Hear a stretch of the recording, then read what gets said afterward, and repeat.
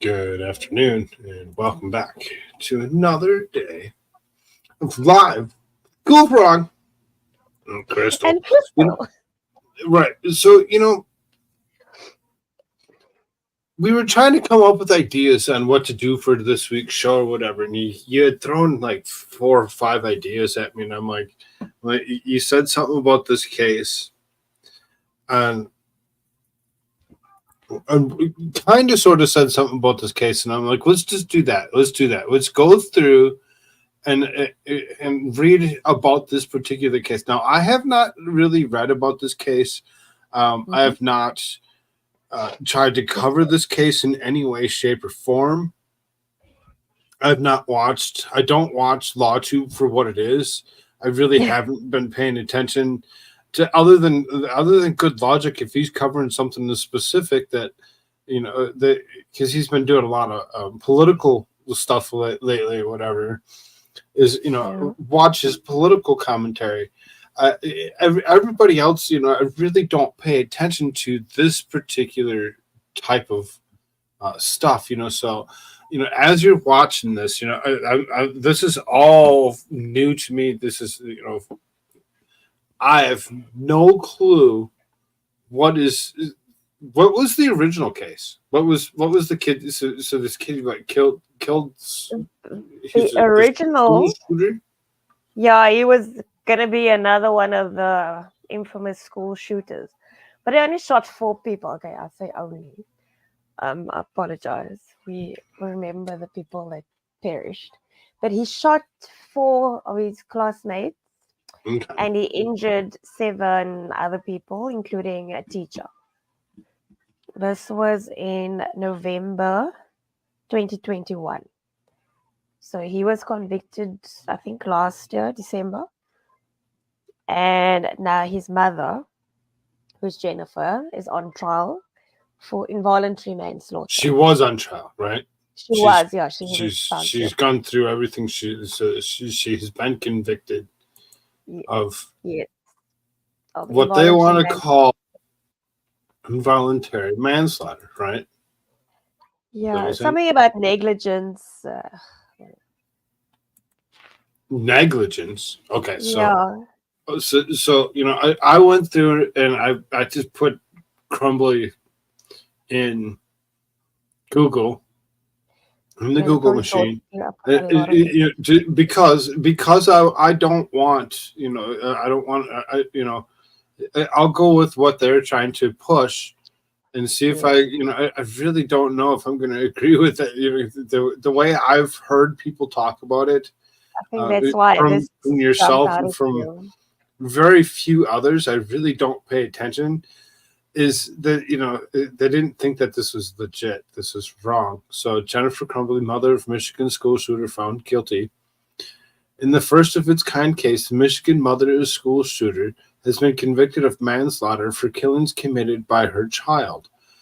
I mean, that right there, I would Yes, kind of be, I'm leaning at, well, no, no, yes, she's not the one that committed the crime.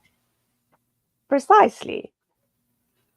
After about 11 hours of deliberation spanning 2 days, a jury on Tuesday, February 6th, found Jennifer Crumbley, 45-year-old mother of Oxford High shooter Ethan Crumbley, guilty of 4 counts of involuntary manslaughter.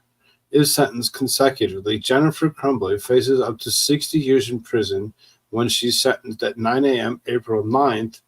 Each charge carries a maximum sentence of 15 years in prison. Um, she faces 60 years because she's got 4 charges, Yes, because four there were counts of 4. involuntary manslaughter, each holding 15 years. Yes, so there were four fatalities. Okay. So So because yeah. because the child shot off 4 bullets, did he kill himself? No, he didn't kill himself. He's in jail. He's I in think prison life without himself. parole. Yes. So he got convicted last year. Okay. Yeah. Upon But hearing the first guilt, oh, go ahead. no, my take on this is so when I go and I shoot someone, my parents have to stand trial and be convicted of. It makes no sense. But that's another one of those weird things. It is an odd ordeal to actually think that she's being convicted of something that her child did. There has to be a Yes. reason why they found any reason to feel that she should be found guilty of this. Let's continue. What It they says upon trying to say with when they were interrogating her or when she was on the stand was that she knew what his intentions were and she maybe had a possibility to stop him. Um, which she of course said no, she had no idea what he was going to do. She thought he was going to kill himself. She didn't think he was sorry.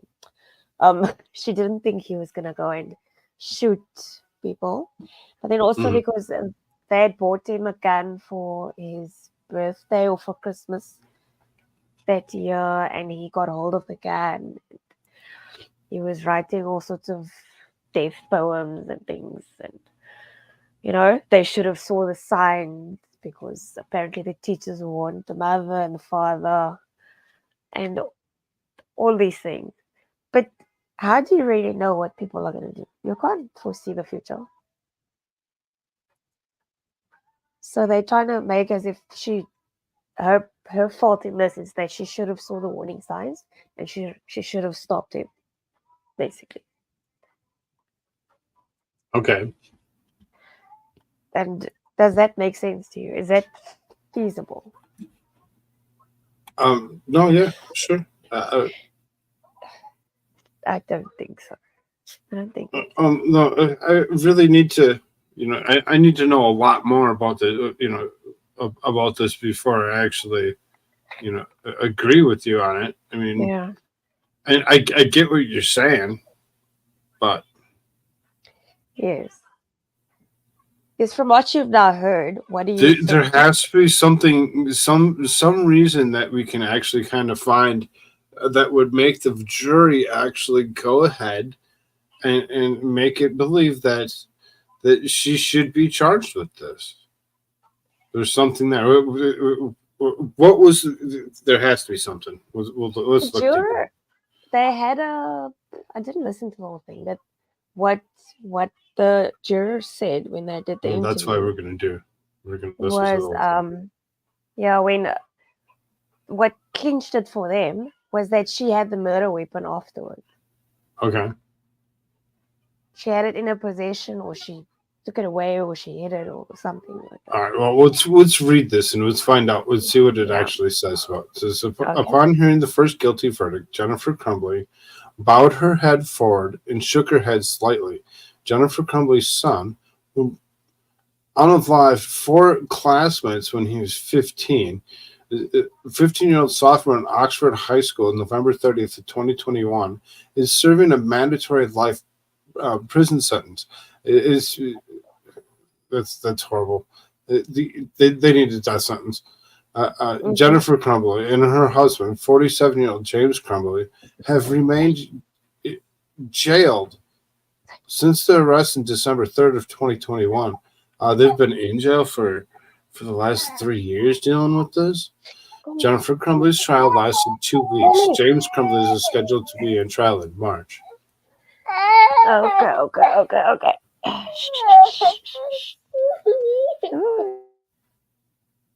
Sorry, she fell. Jennifer Crumbley's trial lasted 2 weeks. James Crumbley is scheduled to have a trial in March. He's also charged with 4 counts of involuntary manslaughter.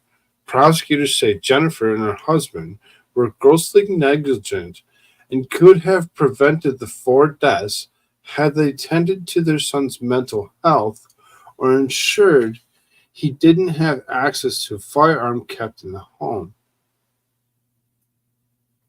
Um,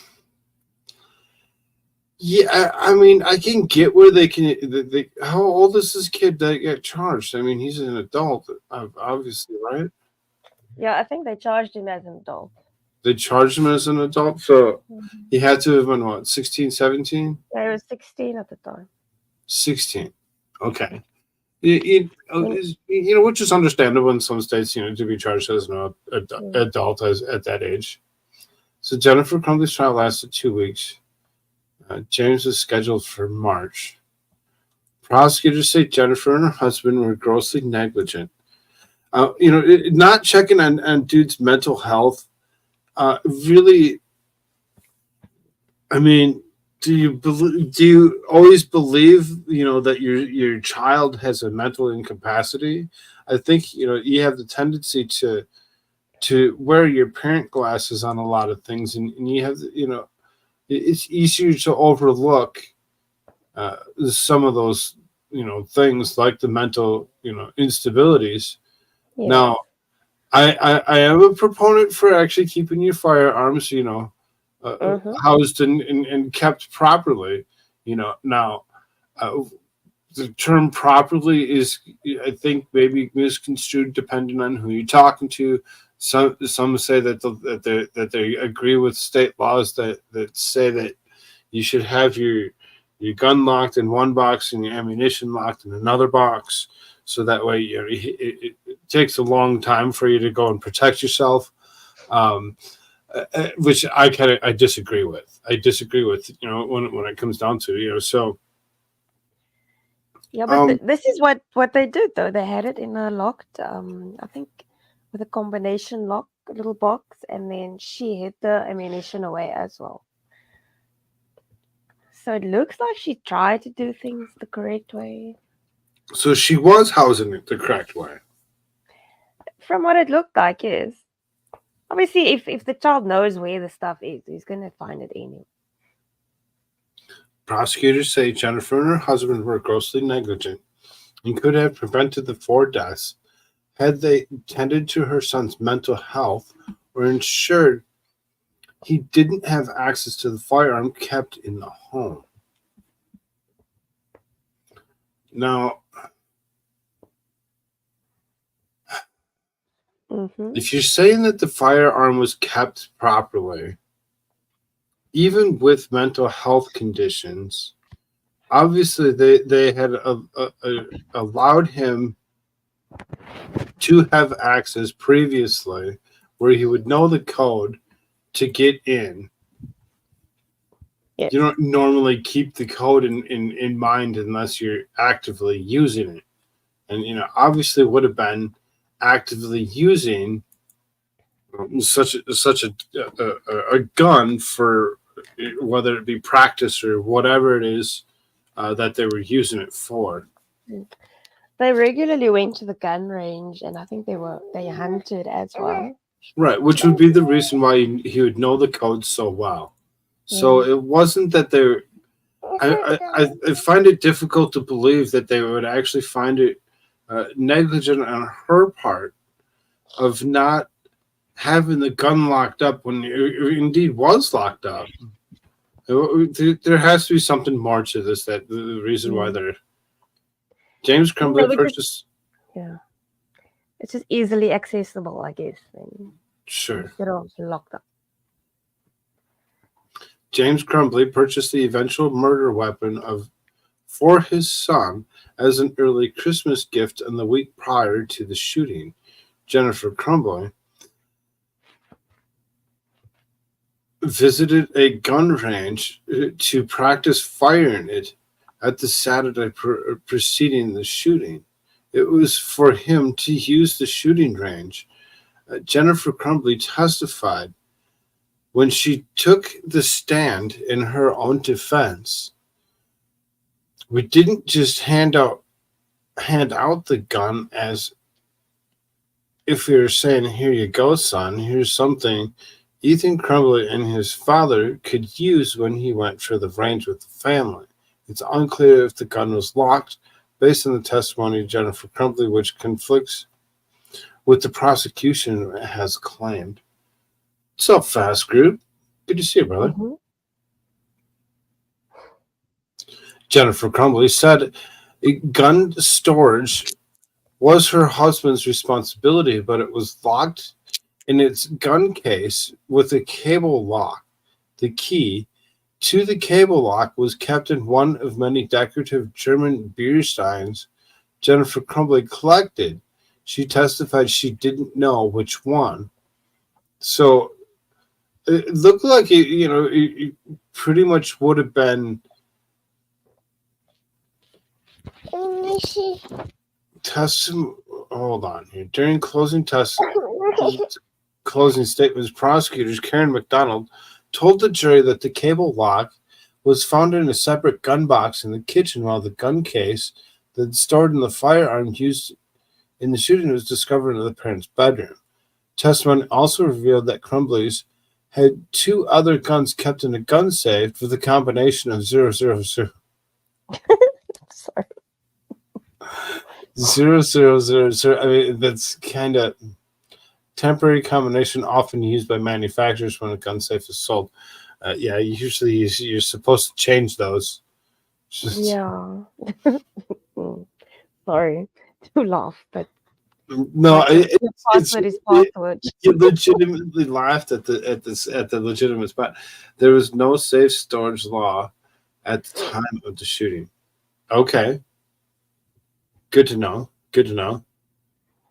McDonald believes that the teen had a gun in the possession the night prior to the shooting when he made the video manifesto forewarning of his plan. I will open fire on everyone in the hallway, Crumbley said in the video. I'm going to try to get as many people as I can, and then I will reload and I will find people hiding. I'm going to teach them a lesson of how they're alone, how they're being brainwashed. Jennifer Crumbley said she examined the event leading up to the shooting. I've asked myself if I would have done anything differently. I wouldn't have. I would have still allowed it. Yeah, okay, good for you. Absolutely, the mother said. I wish he would have. Oh, she wanted him to take her instead. Oh Yes. no! Oh no! You don't wish that. Okay, let's click these little videos here. It's a bit dramatic, but I mean, instead of the other people.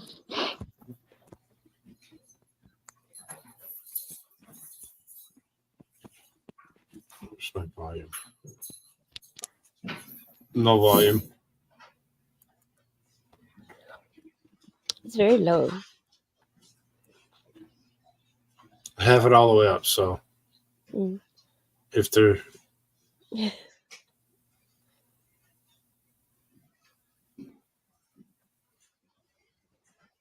I'm sure we can find this video again. I have like 3 or 4 different versions of this or whatever. So I mean, we can go and pick on Jesse over it, Long Crime instead. Yeah, you can. Should we go do that instead? Yes, do that, because this is basically just where they talk to each other. We'll do that instead. So gist of the case, pretty much comes down to is they had a safe, with a temporary code of 0000, still, there, whatever. So easy access to the point of, he still had to actually go and still put a code in, if it was, if it was spun, if it was left open. I mean, I can get where they could actually have something where you might be, question such a thing. Yeah. I'm just gonna kind of glance through. CBS article pretty much looks really super close. Has the same quotes. James Crumbley's March 5th, coming up date. Which really March 5th is less than a month away. So there's going to be lots of people that are going to have eyes on that. I'm sure for what it is. I called it last night or whatever while I was doing a show.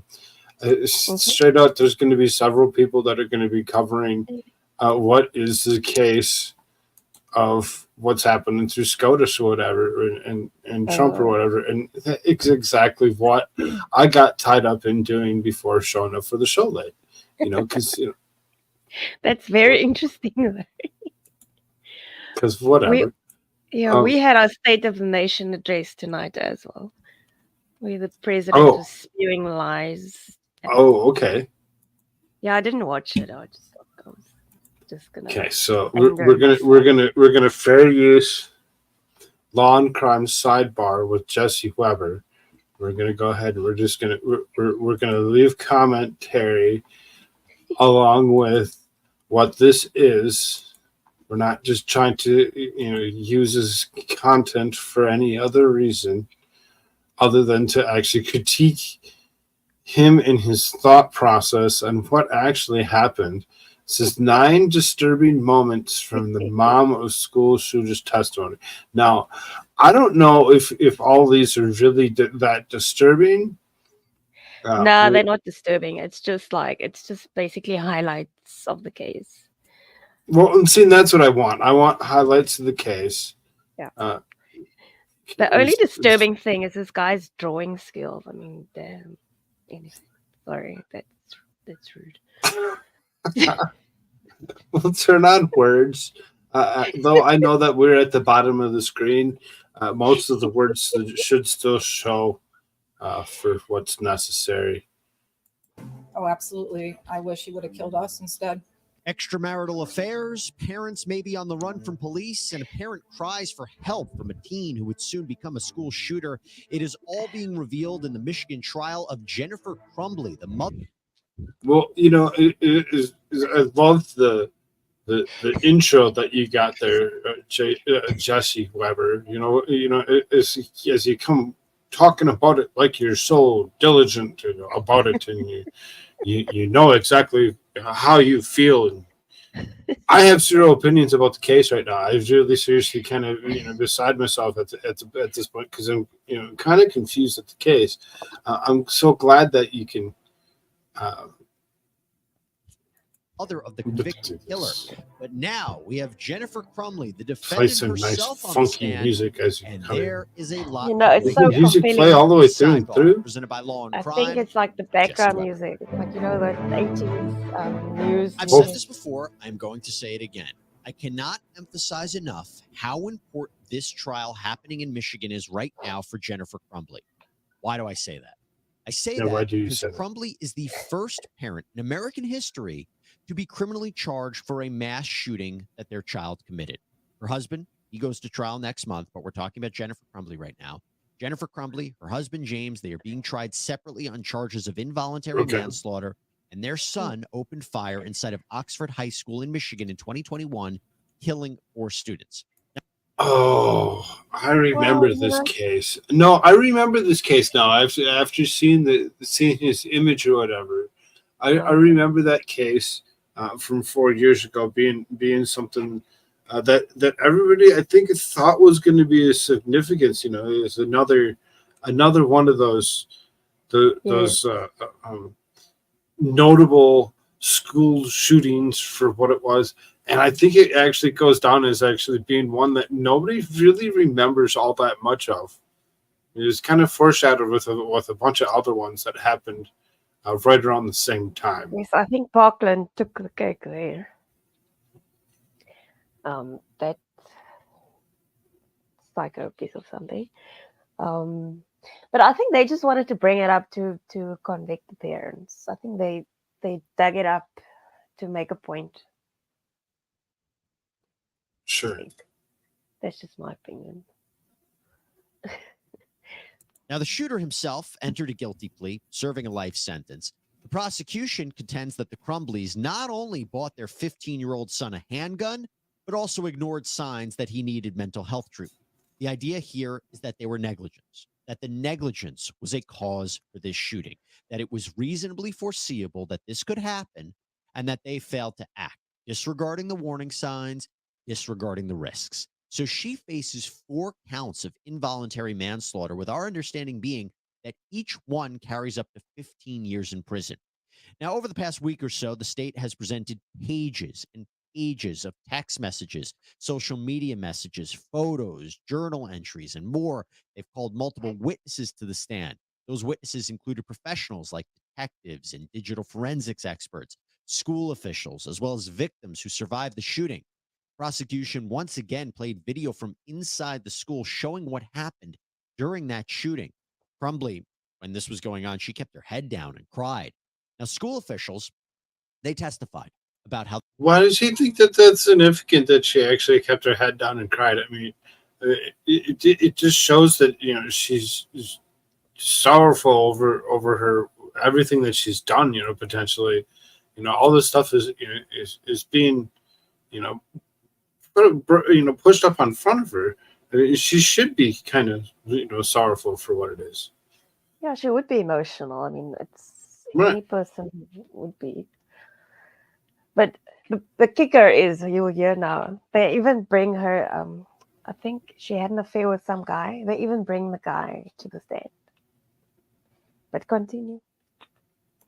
how the shooter acted in school and concerns that were raised about his mental health. The shooter was caught looking up bullets while at school and also wrote in an autobiography poem that his family was a mistake. The parents were also called to the school when their son drew a gun on a test paper. Officials testified that despite being encouraged to get their son to see a counselor as soon as possible, Crumbleys allowed their son to stay in school that day, said that they needed to return to work. He drew a gun on a test page. I mean,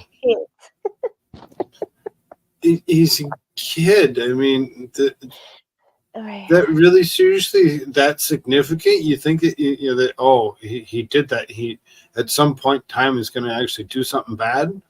I don't think most people actually take that as something that's really all that significant. But I'm glad that we can actually point that out. Glad we can actually point that out that he drew a gun on a test page. Oh no! Not even drew a gun in real life. He didn't draw a gun. Exactly. See Michael Hagen. Oh my God! He drew a gun.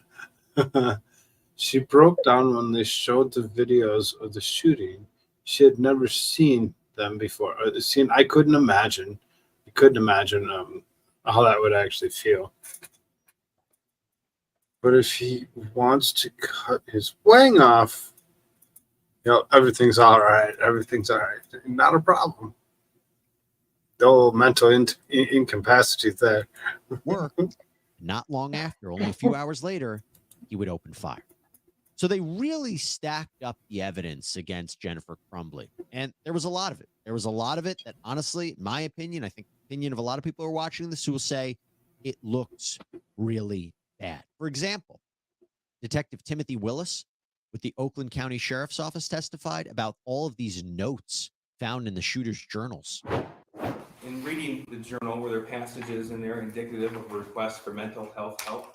Yes. Can you read what's been identified here as page 6 of that journal? Yes, the shooter writes, I have zero help, as you can see on the wall, for my mental problems, and it's causing me to shoot up the school. We'll move on to page 5. Could you read this passage, please? I mean, it's pretty damning. It's pretty damning for what it is. If they actually have journal entries of him saying, hey, nobody's helping me. Nobody's helping me, and it's driving me crazy. Penmanship is something to be worked on, but I want help, but my parents don't listen to me, so I can't get any help. I get you can't. I understand parents being busy and not being able to get you the help that you want, but as opposed to just writing in your own private journal, you could have shared the information with almost anybody to get the help that you needed, especially if you knew that you needed the help. He could have gone to his teacher, the one that he injured during the shooting. I mean, she was there. No, but you're writing a journal, and besides that, they let this journal into her trial. Is this not hearsay? Like, how did they admit? How did they let this in? Did they use the journal to convict him? I'm not sure about him, but this was against her. It does seem like a little bit of like a double jeopardy type of situation, or whatever. Like they're convicting mom and dad off, or even triple jeopardy if dad gets convicted too. mom and dad off of what the child did. I think that sets precedence to anybody else that's has the mindset and thinking of doing such a ridiculous act. Now you're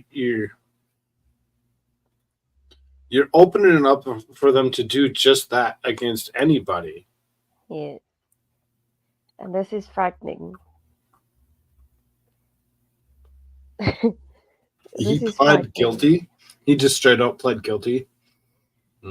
Yes, I think, and then after in his plea, he said his parents had nothing to do with this. Usually you plead not guilty so that way you can go through trials and whatnot. No, Just he pleading pled straight out guilty, sometimes they still get push you through some kind of a trial so they can figure out what to give you, as opposed to actually trying to figure out if you're guilty or not. You just straight out say you're guilty. Your trial's going to be totally different. They're going to be treated different. Yes, Mike. What about that? What about the trans that shut up the Christian school? What about her fucking parents? Yeah, exactly. What about everybody else's parents now? If this is the way they're going to go with this, and they're going to start charging, parents with things that kids did. Where do we draw the line? Where does this where does this start? Where does this end?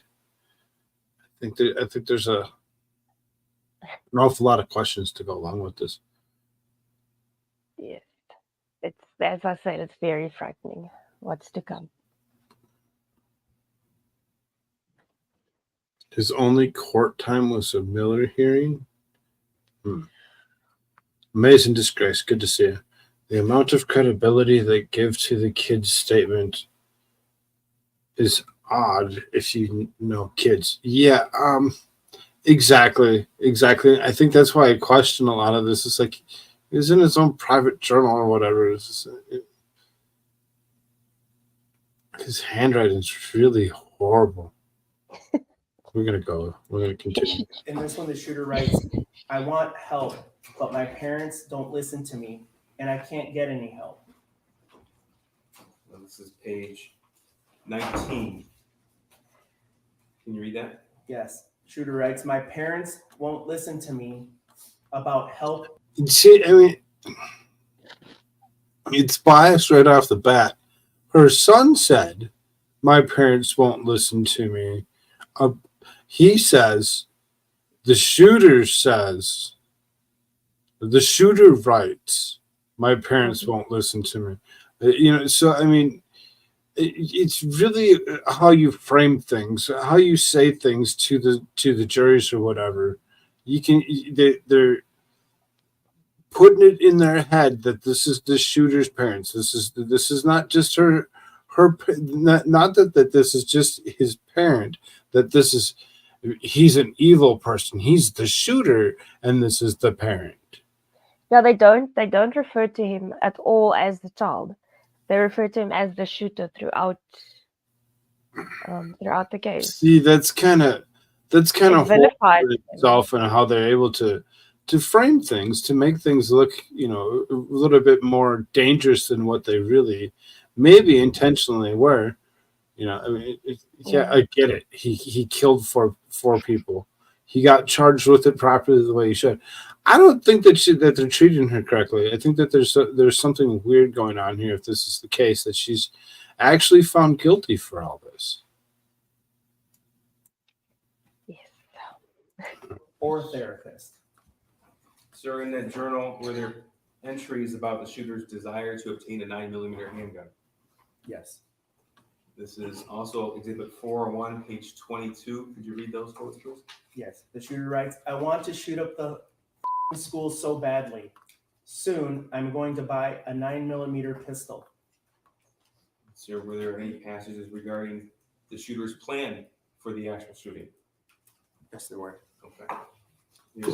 What? Wait, that one where it says I want to shoot up the what?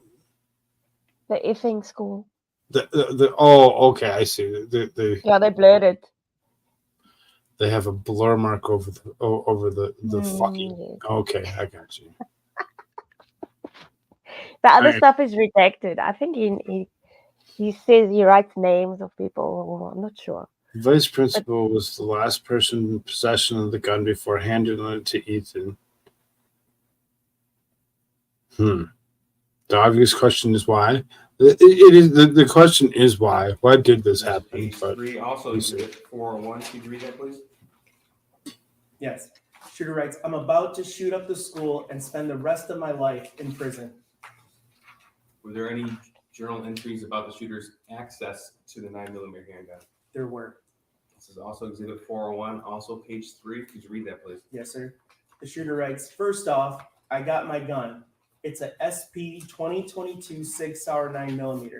Second, the shooting is tomorrow. I have access to the gun and the ammo. I am fully committed to this now. So yeah, I'm going to prison for life, and many people have about 1 day left to live. Do you have any evidence to believe that Mr. Crumbley or Mrs. Crumbley saw the journal? No, if I had evidence of that, I imagine the charges would be different. If you had evidence they saw the journal, the charges would be different? Yeah, murder, I Okay, would imagine. okay. So the journal was located in the backpack that belonged to the shooter, Yes, correct? correct. There were also a number of other papers in that backpack that you described. Yes, You don't have any evidence that Mrs. Crumbley ever saw any of those papers, correct? correct. Correct. But we can. You notice that he delayed there for a second because the delay was doesn't every parent look through their child's backpack? No, they No. don't. No, they not every parent looks through their child's backpack to see what it is that they have going on, and that's most likely where they're trying to. Well, sure. Why wouldn't she know? Well, because not every parent does that. Well, at that age, for now, my kid is she's in preschool. So I have to check her backpack for notes from the teacher, stuff like that. Right. But when you're in high school, my mother never knew what the hell I was doing. Go ahead and says off top. I have a guess. What's the guess? So it seems that the teen What the fuck? was really struggling and wasn't getting the support that he needed from his parents. But the defense is trying to reframe things. They're saying, no, the Crumbleys were the ones who were truly in dark about what was going on until after the shooting. That's when they found out. By the way, one of my favorite things about being a host on Law and Crime is how passionate our audience is. You guys don't just sit back and... Oh, come on. That's an advert you can fast forward. You serious, Jesse? Squabble, come now. You check Crystal's backpack every day? Okay. I think he's being facetious.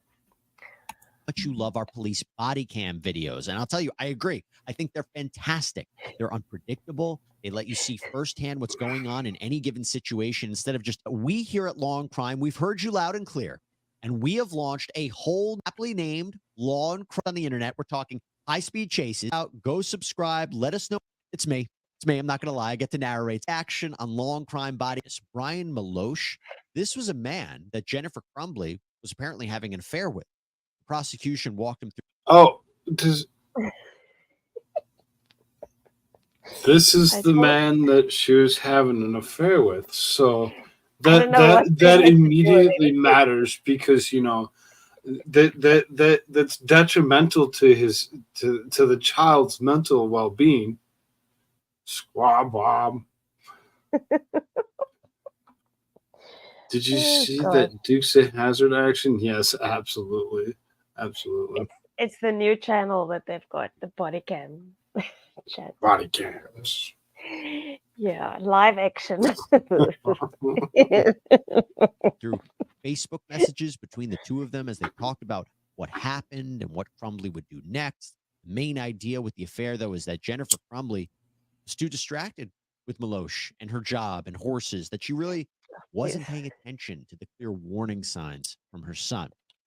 She was too involved with Milosh, horses, and her Oh, you job. should hear the horse comment. She said she wanted to get drunk and ride a horse.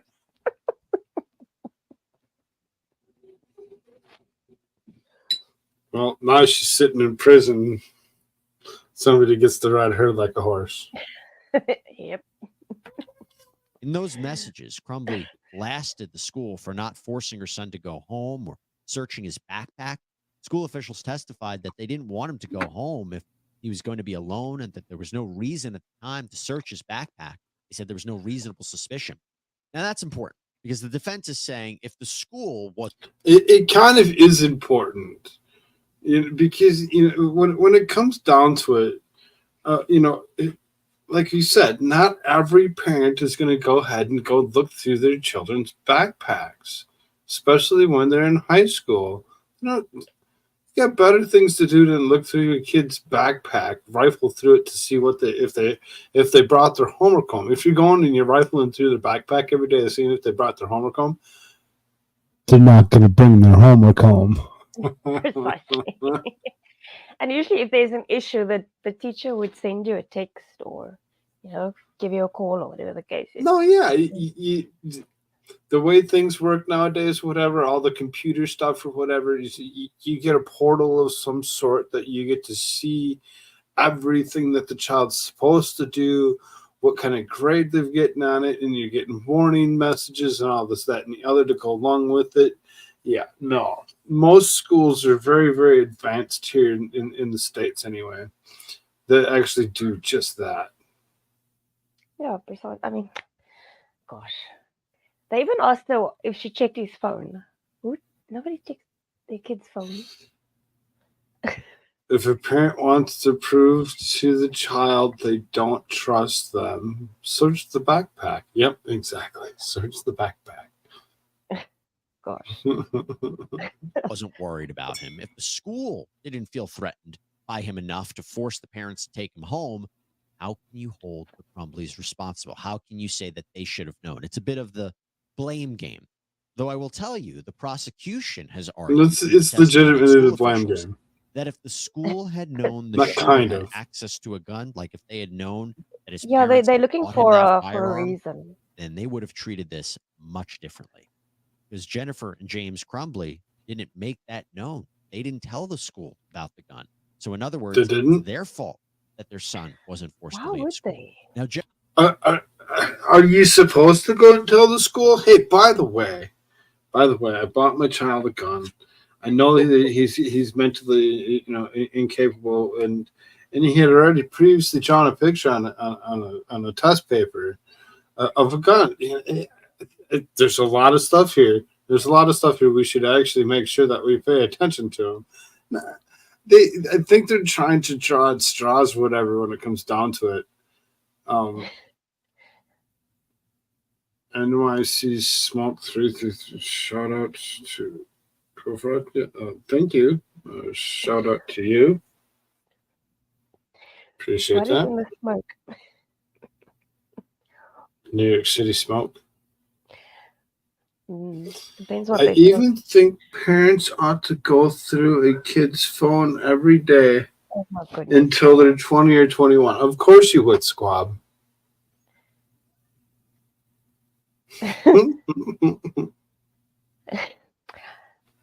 Thank you, NYC, and shout out to you as well. I didn't have a phone when I was 20. They only made them when I was 25? You're not older than I am. Come on now. Yeah, but we only got cell phones when was it? In Oh, I forget you're in a third world country. Yes, we still have the cans with the strings on them. So we had to have long strings. It's sad. Anyway. Seriously, we had phones back in not back in the early 90s, but I didn't get one until after I was out of high school, until I was 17, 18 years old. Yeah, I think I was 18 when I got. I say 17 because I end up, I did the whole GED thing at the age of 17 and, kind of progressed myself because I was already, whatever, just not interested in school. Yeah. My dad and I would shoot so many rounds at the range, I couldn't even look at a gun for a week. The spouses ought to be willing to trade phones every other day. As far as that goes, it depends on how you feel about it. As far as that goes, our phone, the one that we have in the household, which is actually sitting right here, has a couple messages on it for her. Is we share the same line. We share the same. We just share the same line. So as far as that goes, eventually when she gets home, we'll be like, here, check the phone. You have to be able to trust each other to some kind of level or whatever when it comes down to it. Yeah, I don't check people's phones. I don't want to know what's happening. Well, that's what I'm saying. Is we share a phone, so it's like, regardless to what I'm doing, she's going to eventually see it. So it's like whatever. You have to have trust in each other to some level. Ones you have to carry a separate battery pack with. The battery pack was the size of a small suitcase. And it only lasts like 30 minutes. You can't even do it. And you needed to be under the tower to get signal. It's terrible. Jennifer Crumbley counters that. She says, no, school, they didn't give us the full picture. They didn't tell us everything that was going on. Ethan was writing things you didn't tell us. We didn't understand how much he was struggling. But we also heard testimony this week about the Crumbleys on the run before they were arrested. And I say on the run in quotations because there was also testimony about cash withdrawals made by the Crumbleys. They were apparently camped out at an art studio in nearby Detroit. A man who had business in the same building recognized the car as one that police were looking for. They called 911. So the Crumbleys were asleep on a mattress on the floor when the task force members burst in. But Jennifer Crumbley, or at least her defense is contending, they were just trying to escape all the media attention surrounding them and that they had every intention to turn themselves in. So they really weren't on the run. By the way, my opinion, I don't really think that piece is the most significant in this case. What? We understand your opinion is not significant. We get that, Jesse. Thank you so much for letting us know that your opinion's insignificant. But that hair gel that he's using is very significant because it's holding that hair in place very nice. You must be big on the surveillance state. Yeah, right. Thinking of getting Gohagen. You want Gohagen's digits? So you can. You get a couple digits that he'll flash you. Why do I say that? I say that because if this were a murder case and we didn't know who did it, and then you have a suspect fleeing, that's suspicious. That shows consciousness of guilt. Here, even if we accept that they were hiding, does that really affect the legal analysis of whether they were guilty of failing to prevent the shooting from happening? Sure, it looks bad, but I totally.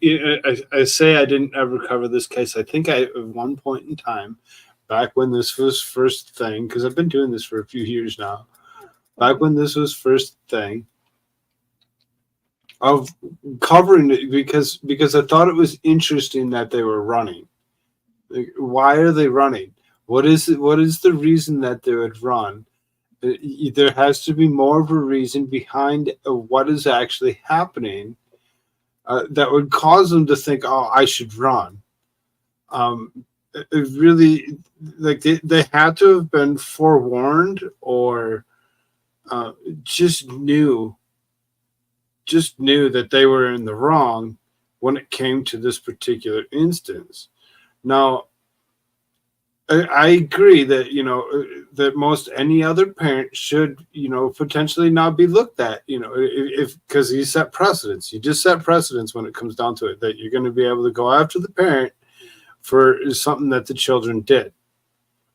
So, regardless to if they run or not, I don't think that them running was really a significant issue. I think no matter what, is they knew something was happening.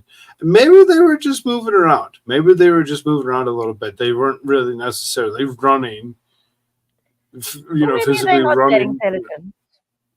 Maybe they just made a wrong decision. They panicked and then They were just going somewhere. They were taking a little trip. They're like, oh, let's get out of here for a little bit. This, stir crazy. And they decided to actually take a little bit of a trip or whatever, and not realizing that, that they're even being looked at. There's lots of things to actually, think about when it comes to the particular case. Is it because it's a white? It convinced me I'm wrong. I mean, God, the ultimate surveillance system. For there's nothing hidden that will not be disclosed, and nothing concealed that will not be known or brought out into the open. Luke 8:17. They didn't run. They couldn't go back to their house and stayed at a friend's. See, that's exactly where I was. They went on. They were I said stir crazy. They went to the point of they just couldn't sit there any longer. They couldn't be there. They couldn't be there for everything that was going on. How could you? Who wouldn't try moving around? And that's why I agree with that.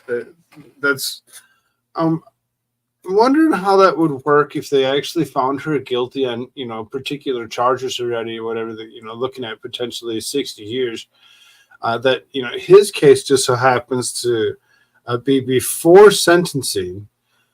If there's a reason that they're doing just that to make sure that everything that is being shared is shared across, just in case they did something wrong.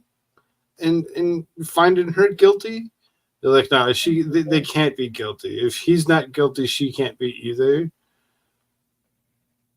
quite possibly. Kind of an interesting ordeal on that. So I don't know. Really, So why didn't they try them together? Because sometimes they do that. I don't know. It's those who wrote the book, image of that. Yeah. Yeah. All right. Let's do They're this. having their own Still be crazy innocent, conversation. flee because they're scared. They're I know, talking about that's the my take, Bible. at least. Well, the prosecution officially rested its case on Thursday. Now, you could argue that things don't look great for Jennifer Crumbley at this point, right? I mean, on top of everything else, there are all these text messages I haven't even mentioned, like from Jennifer to her son. After he opened fire on the school, she wrote, "Ethan, don't do it." You could argue that shows she knew what he was capable of. When he got caught looking up ammunition in the school, Jennifer texted him, "LOL, I'm not mad at you. You have to learn not to get caught." So to combat what the prosecution had presented,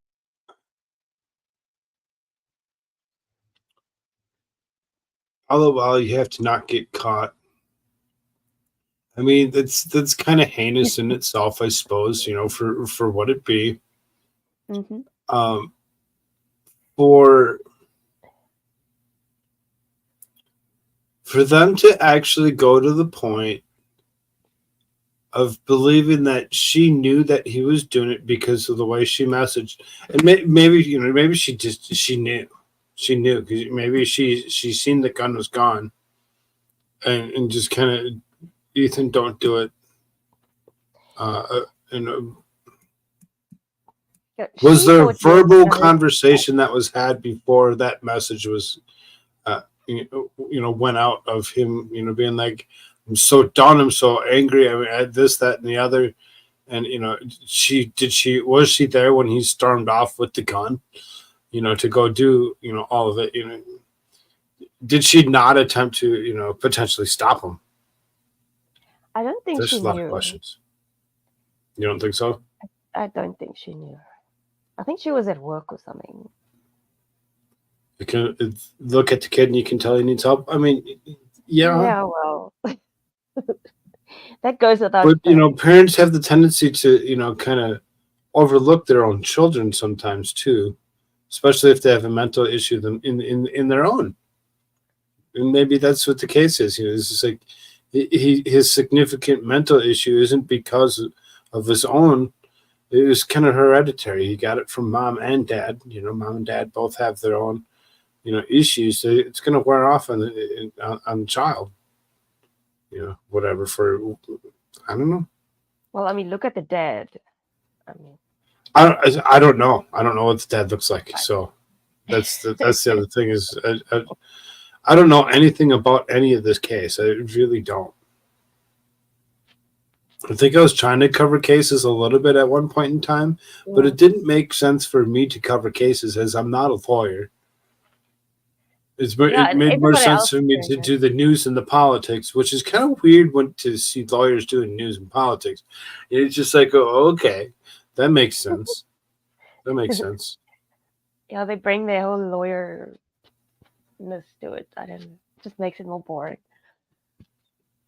No, right. If it wasn't already, one thing being boring and the other mundane, yeah, let's combine those. Let's combine those. It makes no sense. Makes no sense. But whatever. It was hidden, and they had no idea he had until after. Oh, the weapon. The gun was what? The gun was hidden. Yeah. And so far, defense attorney Shannon Smith called her client to the stand as the first witness for the defense. Remember, this is the defendant's decision to take the stand. Her decision. In my opinion, she had to do it. I don't say that lightly. There's a ton of risk associated with the defendant taking the stand. How will they come off? Will they get tripped up in cross-examination? I think taking the stand is vital in self-defense cases when you have to explain why you used lethal force. But here, I think it was also necessary. It was necessary for her to explain why she wrote the things that she did, why she acted in a certain way. Why did she do more? So let's break down her direct examination. Hi. Start by stating your name. It's Jennifer Crumbley. And Mrs. Crumbley, you and I have been working together since December of 2021, correct? Correct. And is it fair to say that over these last 26 months, we've discussed whether or not you intended to testify a number of times? We have.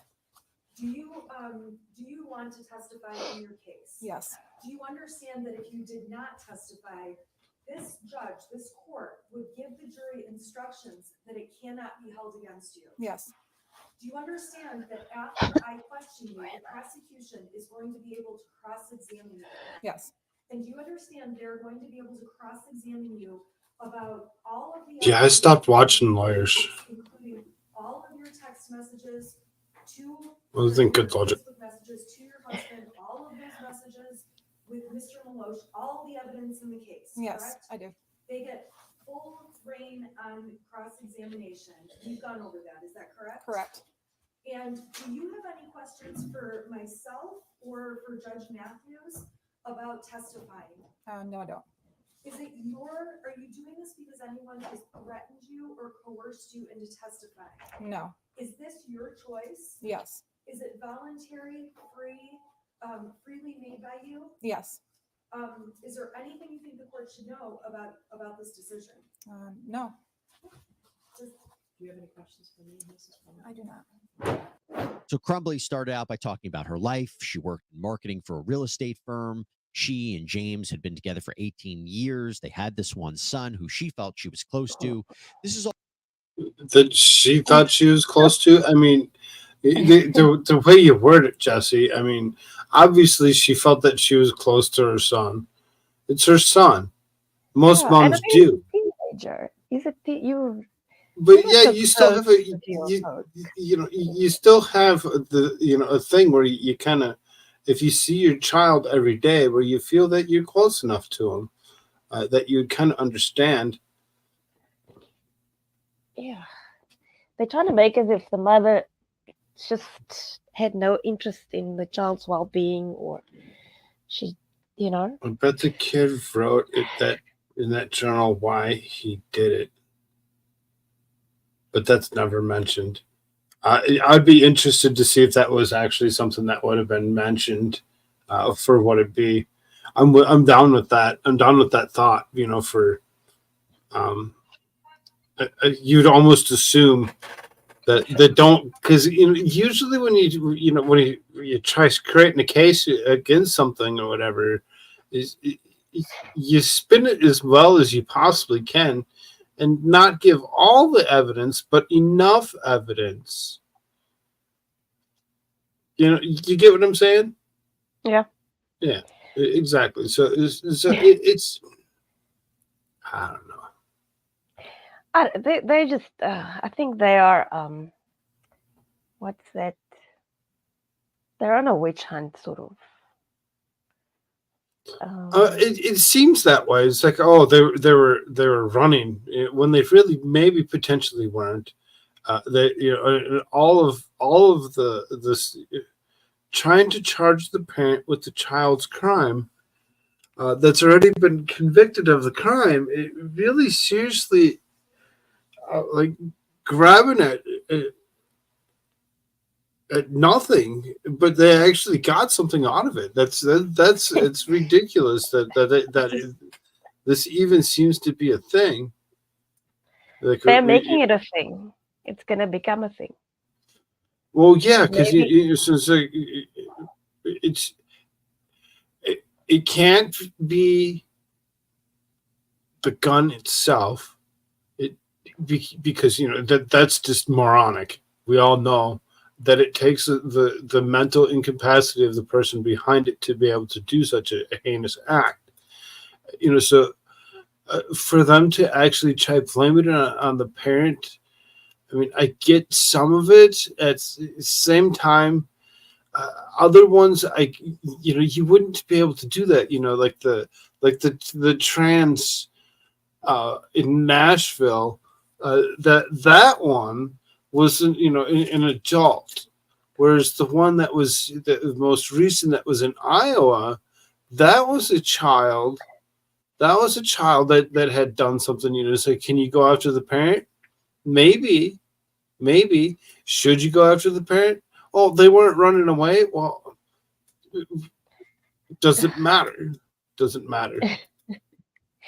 I think they're setting up something. They're setting up. No, yeah, that could be disturbing for almost anybody that has a child if they're trying to set up precedents that they could actually charge the parent afterward or whatever in double jeopardy type situations. If you want to prevent something, you have to know why does it fucking happen in the first place. But we don't deal with the problems in this country.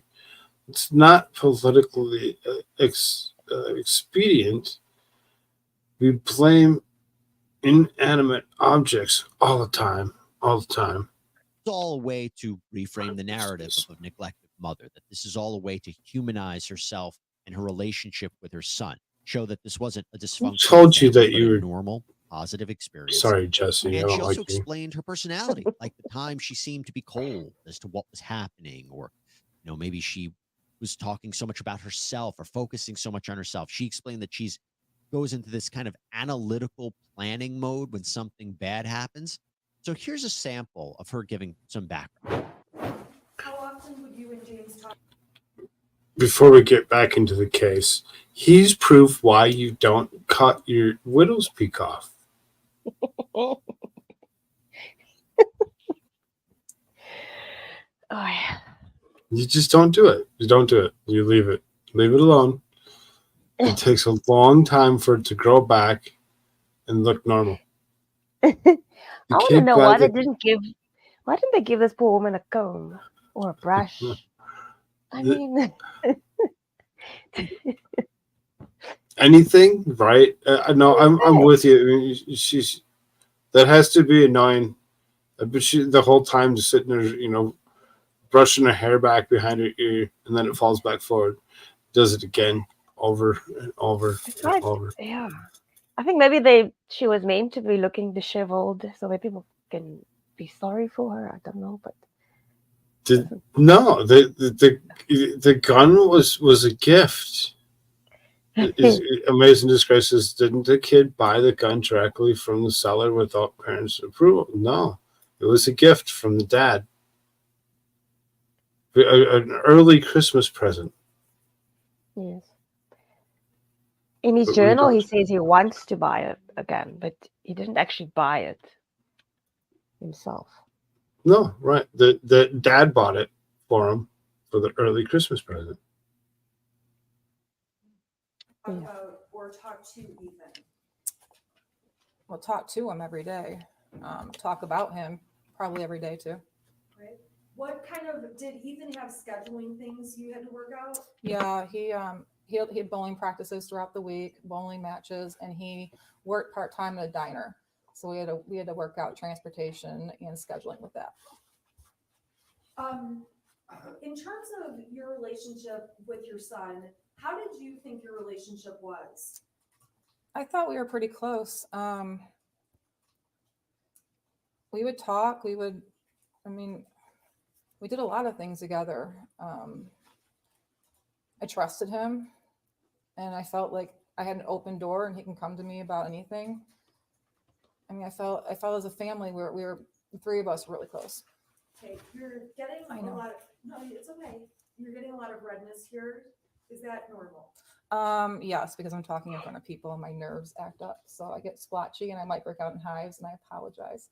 Okay, but you are okay. Yeah, I'm fine.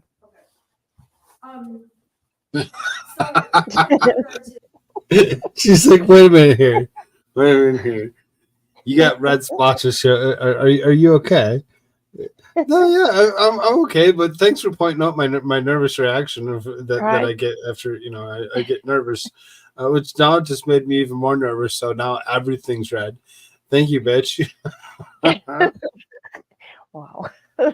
Don't mind me when I have to go and scratch myself now, as it's gonna get a little irritating. What's that movie? There's a movie with the guy that becomes redder and redder. Or there's something about Mary. Where he gets these boils on his face. Like, yeah, I think I'll look it up. But this is what that reminds me of. Oh, okay. Yeah. Yeah, I don't know. Something about Mary, really? Yeah, the blonde guy. I got something else in my head for some reason. I don't know why. But I don't know what that is. That's always fun. Did you ever go through his text messages, go through his bedroom? What kind of a parent were you in terms of going through those things? I did not go through his text messages. I didn't have a reason to. As most parents don't. Most parents don't have reasons to go through children's text messages. You know what I mean? Exactly. Unless you're acting up or unless there's something. You wouldn't give them a phone if you felt it was necessary to watch what it was that they were texting, unless it was something that you had already, something that had already happened, and you had reason to continuously check on them to be sure that they weren't, whatever, watching porn sites. Even so, I mean, it's a God. Sharing nude photos with your girlfriend, just some things that you know. You know what is creepy? That Chandler Holderson nonsense. That where he would FaceTime his girlfriend in the shower. That was creepy. I mean, there we would worry, but yeah. Every parent does have a reason to go through a child's phone. I mean, maybe. It's called being nosy. So yes. I mean, right. That's why I said there's levels. There's levels of need or necessity. If it just if you suspect that there's something that you have to check in on just to be sure. I mean, I can see, but I have the tendency to not go through it. Don't want to go through it. I really rather not know. I'm more afraid of what I'll find.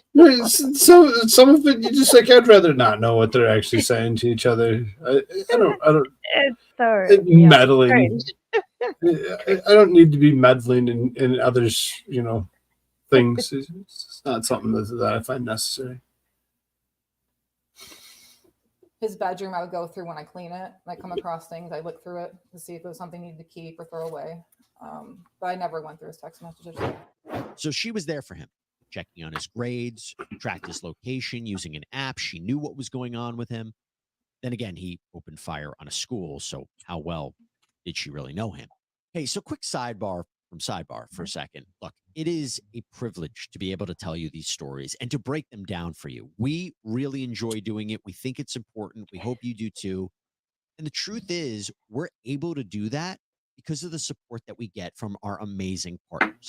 And that includes the sponsor of this video. I super excited our hunt on this thing down the street. They ask you any of their Apple bets for the auctions and deal that extra free. Don't like it, bid pack. Check out during the week. Detective from the computer. If it's something that you wish to do, go check out his shit. Sounded like maybe the teen is having hallucinations of some sort. That's an important point. The Because if stuff you they knew saw your son on had there mental is health very issues weird. and you ignored that, I'm sorry. What's that? No, he's plugging this website where they do auctions. Right. The but deal they dash sell the weird- deal-.com. Right. Yeah, I don't know why people. Yeah, that one. earlier in the Yeah. week, a detective from the computer crimes unit testified about text messages between Crumbley and her son, where it sounded like maybe the teen was having hallucinations of some sort. That's an important point. Because if you knew your son had mental health issues and you ignored that and you bought him a gun, that shows you created danger. You could have prevented the shooting from happening. You should have seen this coming. But Crumbley suggested she never believed her son had these severe mental health issues. And she outright denies him ever telling her. That's I think that's a blindness that most would actually have when it would come to those types of situations, that you would overlook or be able to overlook what it would, your own child's mental issues. You wouldn't see it as a mental issue. You just see it as it's their quirk. It's just them. It's just how they are. Yeah, and what they saying is hallucinations. He said that the house was haunted. But like you said, the house, he's been saying that for I like still years. don't think that it's necessary to charge the mother with the crime. I think they've gone a little far. They're already kind of drawing this conclusion off of the information that Jesse's given me. Thanks, Jesse. Yeah, he's just sensationalizing the whole story.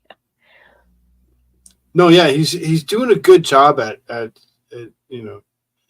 emphasizing certain hit points or whatever, but it still didn't make me feel that. And maybe it's my nature to question everything is the reason why, Aaron, what's up, dude?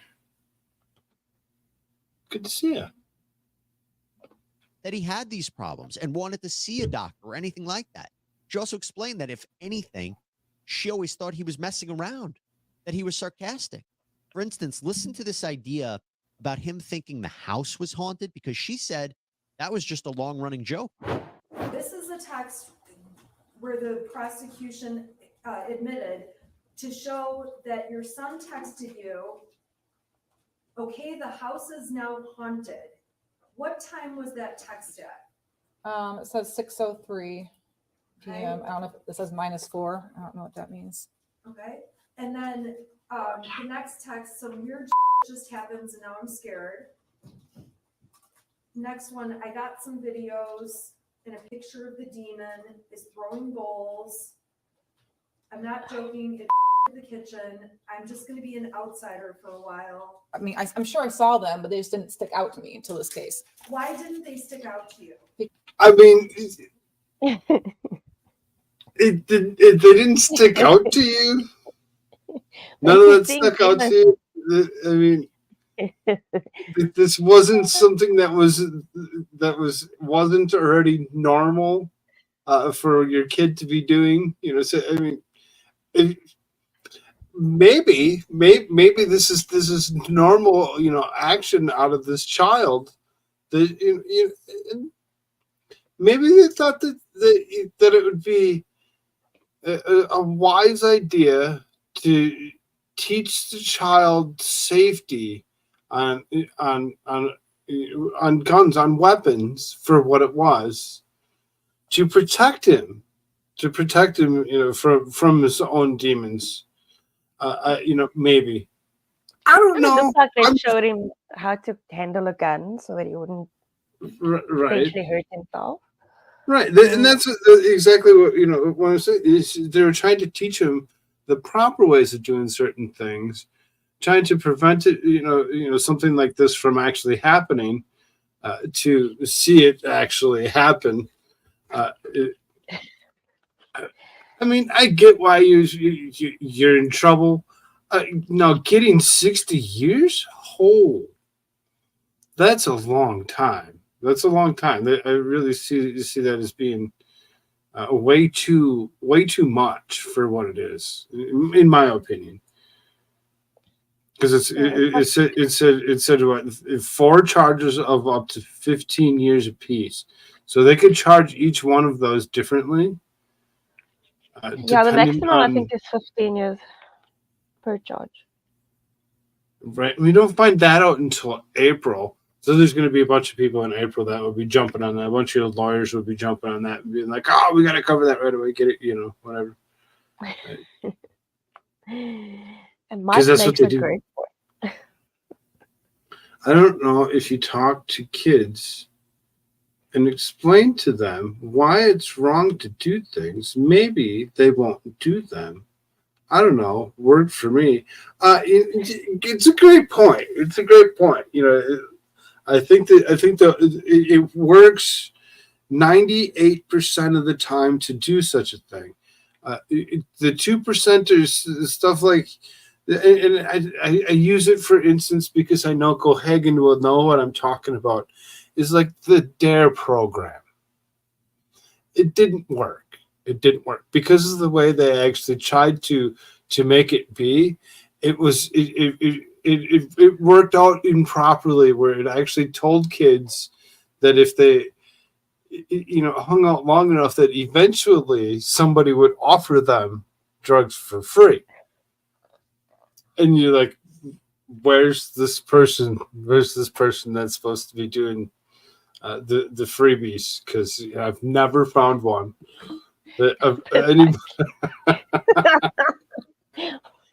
Where's that guy when you need him? I just said. The guy with a lollipop. Where is he? Oh no, we're gonna get slammed. Wait, what? Come on, what are you on about? It isn't racist for me to have Crystal's kid not touch colored frogs. What is wrong with you, Squaw Bob?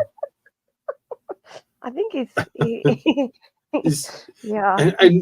Is the senility seriously setting in? Is that what the issue? I think somebody touched him inappropriately. Love it, brother.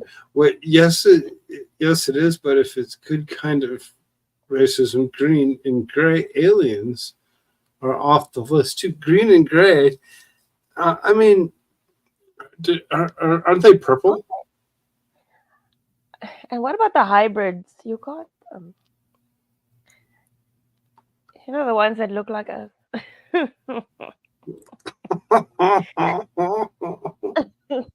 She won't get 60. 15 is max, but they will be concurrent. Okay, they will be. And that's the that's the whole question is each one of them, how the ability to give 15 up to, and that's why most articles are saying 60 years. But yeah, Yeah, if it's a considered- current thing or whatever, it's the same verbiage that they tried using on the Derek Chauvin case, the George Floyd case. For what it was is in Minnesota, it was concurrent.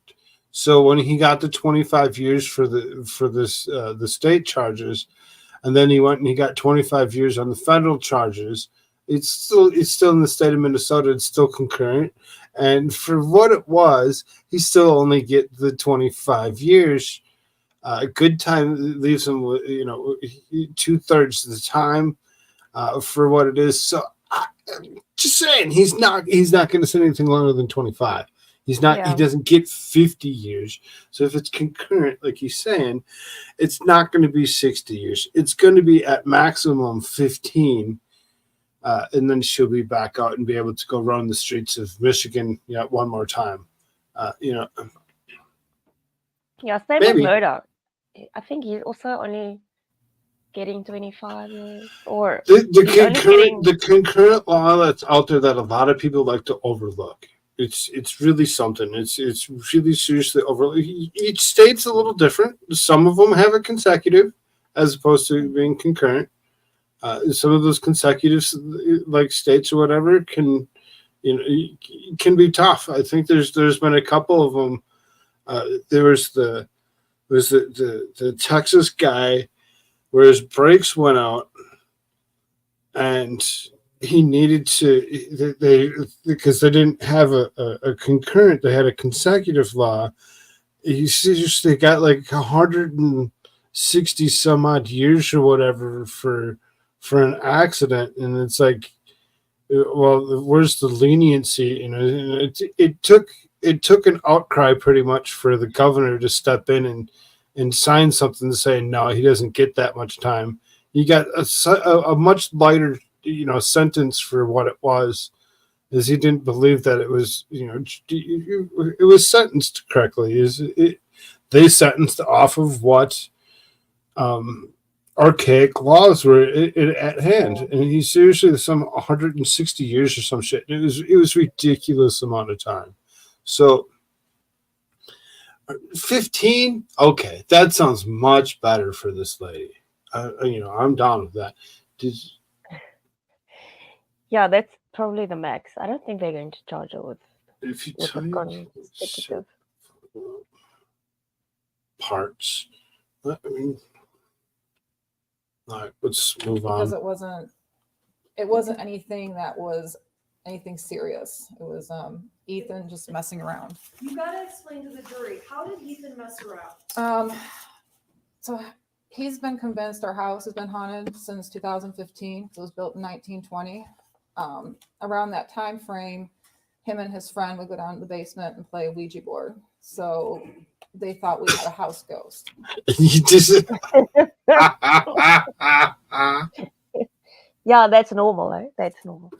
it is kind of normal, really, when it comes down to it.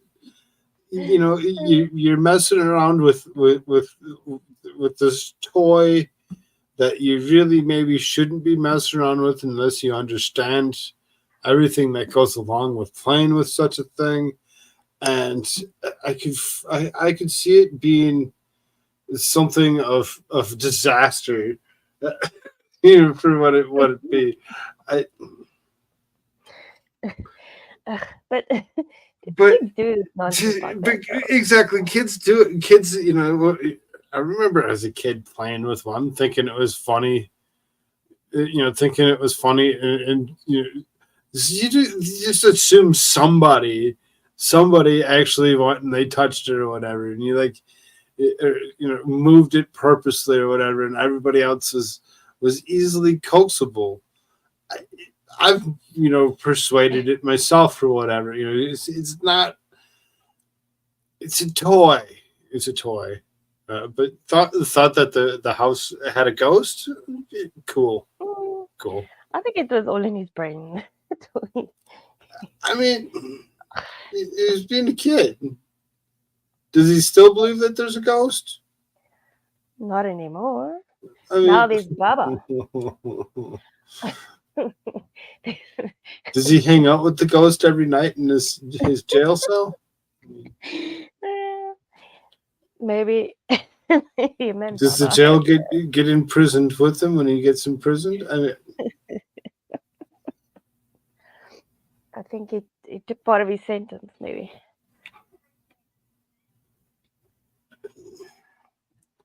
I shouldn't. I was about ready to break out into song, but Please don't. you don't know. You might just actually enjoy it. Have you ever heard me I'm sing? sure your singing voice is better than mine, so I don't. See, I don't see, mind. but you're lucky. I just won't do it. Still convinced. Marina is a lizard alien. Who's Marina? Some is Marina it Silva de Vosada Boxerin was great. Oh, huh? Who the fuck I is asked this? him if he asked him if he watched the series V. I'm not sure. It's a very old science You- fiction. Yeah, I Marathon. remember B. Yeah. So I It think came that's on really right good. after MacGyver. Yep. Yeah. Ours was 10 o'clock on a Sunday night. So MacGyver was on it on a Monday. I think. Yeah. Anyway, we digress. You'd watch the MacGyver. You'd go play for a half hour when V was on, and then you'd go and you'd come back after the half hour show to watch wrestling. It was great. Oh gosh. It was No, great. V was on at 10 o'clock in the evening, so we had to go to bed after that.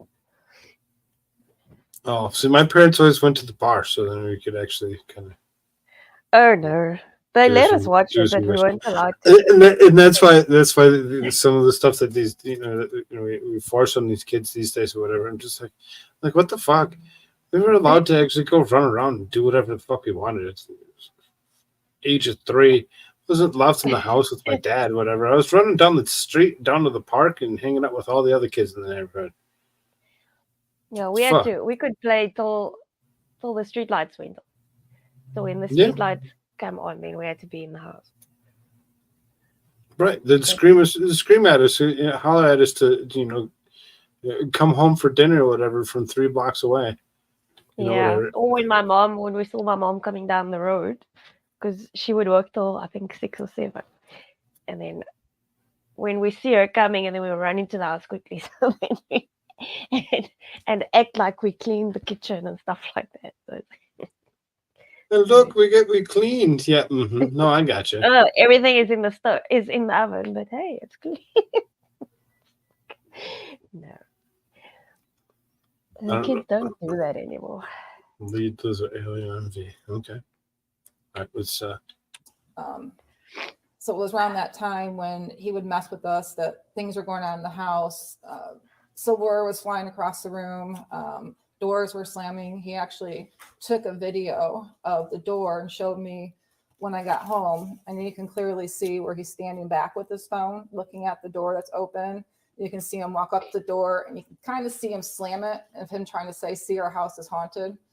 So it was that kind of stuff that he did. What is happening again is they are taking some of these bad facts and circumstances and providing a new context to them. That's what the defense is doing. Now, attorney Shannon Smith also asked Crumbley about the purchase of a gun for her son. I mean, is that what they're doing? I mean, are you seriously? They're trying to make it look like it's something that it's not. When maybe they're trying to actually, tell you exactly, the way it is intended Yeah, to be. she's explaining what it actually is that they were doing. Damn it, Instead of Jess, us making me assuming. argue with you. I wasn't supposed to be arguing with Jesse. Yeah, but Jesse, like we say, he's spinning it No, yeah, he's spinning. different He's directions. making it right. He's making it sound like it's something that it's not. Yeah, it's She's just for trying to viewing. defend herself. They're not trying to spin it their own way. They're Yeah, trying she's to just saying what it is. they're trying to explain the truth. Hey, yeah, this is this, and this. And maybe she's still guilty. Maybe she's still guilty on for what it is. But I'm still not really convinced that she's guilty of whatever this is. Yeah, she wants us to see her point of view, or Black Friday, just days before he would use that gun to kill fellow students at his high school. Black Friday. So Friday after Thanksgiving. yes. Friday after Thanksgiving, so that you'd be about a month before Christmas, and I mean, I get it. You're trying to change change the status quo per se, or whatever. Trying to make things slightly different, and maybe potentially better, for what it is. I could be wrong, but I think that's what the parents were intending to do. They weren't intending to buy him a weapon that he was going to go and use. They had no intent on any of that. If they knew that he was going to do that, they would never have bought him the gun. I mean, or given it to him, or whatever the case. Even if they would have, had any inclination of any sort that they thought that this child should have some gun awareness. I mean, I think every child should have some gun awareness. Know exactly how it works. How to clean it, how to use it, how to do all of it, and just be hyper aware. I mean, as a child, you should be able to actually know exactly what it is that you're using and how to use it properly and safely, so that way you don't do these kind of ridiculous things. And maybe that's what they were intending to do, is they were trying to teach this kid something, to actually make him aware of how things work. And well, it kind of backfired because they didn't do it soon enough, and they turned. He looked like he was pretty. I guess I don't know what the term was that we used to use as kids. We called them boots. Emos, emotional.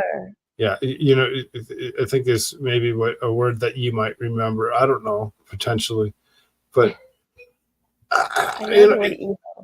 right. It was a label that was given to somebody that would potentially always sit there and walk around wearing black all the time, shaving heads and doing all these things because the life just isn't what they wished it would be or whatever. Most of the time it was an act with our guys. They would not wash their hair; it would be all greasy and whatever, and they just act like they hate the world and the world hates them. But it was an act.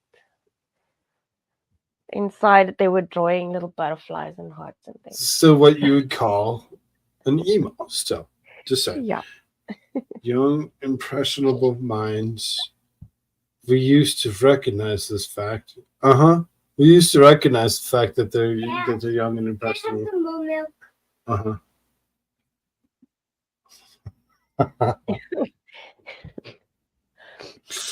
Where were we at? We had an hour and a half, but we started a half hour late. It makes sense. Yeah. It makes sense. Like, why is he coming in here? Usually he's good. It's lunchtime. It's snack time. Or was it? Did you already give him his lunch? No, he had lunch already. He's good. He's thirsty. He wants something to drink. Most likely he's been watching music videos. He got himself stuck in watching Gangnam Style. Oh my goodness! It's so it's dancing around, moving around. Hey, he's gonna dance. Go for it, bro. Do I want to hear Gangnam Style all day long? Absolutely not. I tell them that you can only play it so many times and you got to watch something else. No, mine puts on her earphones and then she carries on. But when she cried earlier, she took a dive off the bed. She thought she was being Superman or something. So she dove off the bed and she hit her head on the floor. Not quite hard, but she got a fright. This dude, he's actually getting himself to the point of not being scared, and he's moving himself around on a scooter outside.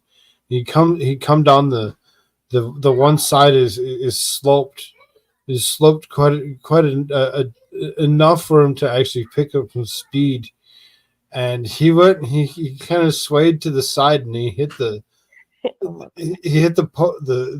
hole in the ground or whatever, and flipped him up and over the top of his handlebars and slammed him down on top of the wood beam that was around the playground that no longer exists or whatever. It's just a frame, but he slammed his head off of it, bounced his head, and he's like, "Oh, oof!"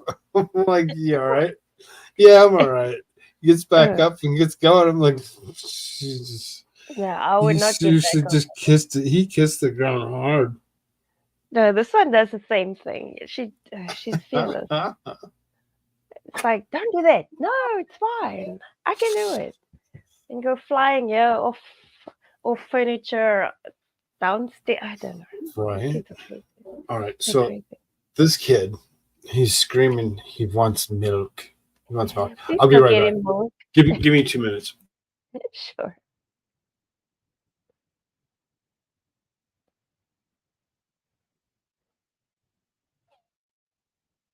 Wait, let's see what Mike is saying. Oh, where is it?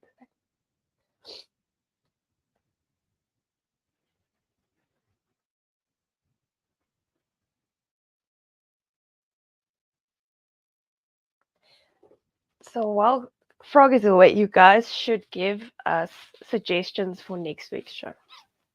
I've got something in mind, but I want to hear what the masses say as well.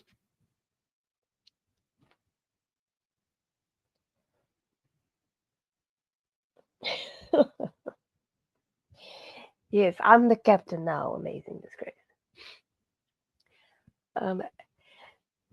Yeah, the funny thing with this particular case is, like I say, this is opening a can of worms for things to come. Because if they're going to start prosecuting parents for the actions of their children, then we're in for an horrific time. Notice in the last few years that there's still some school shootings, but they seem to be a little bit. I don't know. I don't know if it's less frequent. It's less, but let's say televised or less. Yeah, that's exactly where I was thinking, like less publicized. Like it's not being thrust to the forefront of awareness, as there's already been so many red tape laws on guns across the United States. Almost every state has some kind of something or whatever. I know there's a lot of us that still have constitutional there were more public shootings this last year. What's that? There were more public shootings, just random. Right, as opposed to school shootings, right? Yes, I remember there was that pursuit. I think it was last year, in the middle of last year, where the guy decided then to shoot up the neighborhood, and then he got into his van and then he deluded himself. And they were looking for this white van I think it was for about 12 hours or so. And they got the whole SWAT team in, and I think that was those were more publicized. Yeah, I'm not sure if I. Yeah, it was just random. Exactly. It was a random thing. But and then that Chinese guy, it was an old guy that also, I think it was Chinese New Year that he Sure. when they had that also that shooting. I hear you getting tired, more and more tired as we're Am I? progressing through this. Yes, I can hear you yawning. Am I yawning? Stop Okay, sorry, people. No, you're okay. I know that it's late for you, so try pressing through with this last. Mm-hmm. Yeah, there's not much minute. left. It's just her testimony, basically. Well, right. So then we'll see if he leaves anything out of it.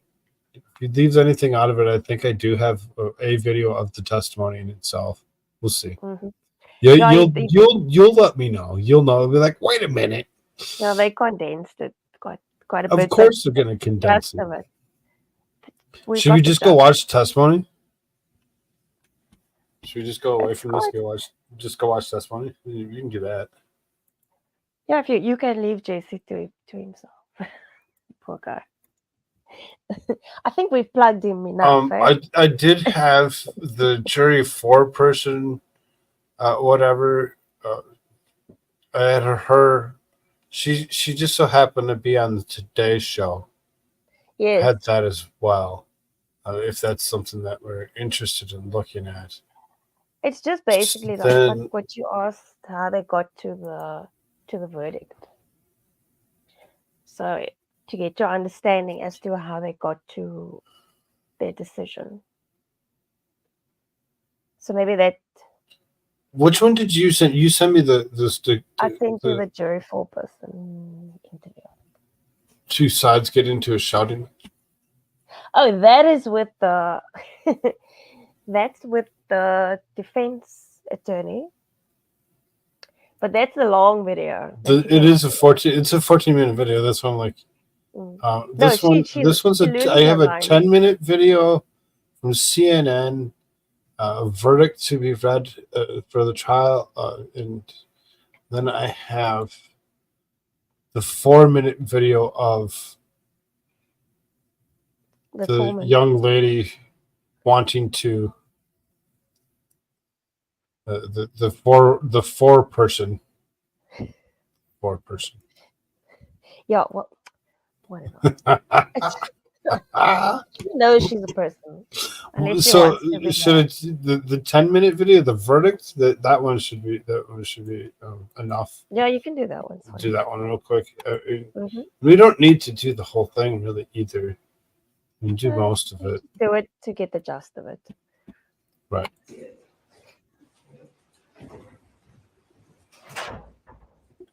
But this poor defense lawyer, she really had a hard time. She has fangs. Do you want someone who has fangs to decide your fate? Yes. It sounds fun. Yeah, no, that woman. Shame the poor woman.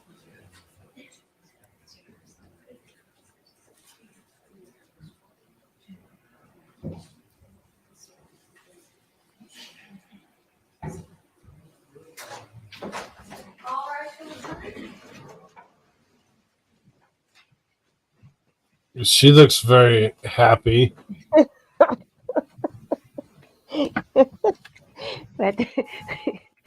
That attorney. She did an Elaine. Individually? Sure. On count 1 of involuntary manslaughter as to Madison Baldwin, we find the defendant guilty of involuntary manslaughter. On count 2 of involuntary manslaughter in regards to Tate Muir, we find the defendant guilty of involuntary manslaughter. On count 3, as to involuntary manslaughter regarding Hannah St. Juliana, we find the defendant guilty of involuntary manslaughter. And in count 4 of involuntary manslaughter against Justin Schilling, we find the defendant guilty of involuntary manslaughter.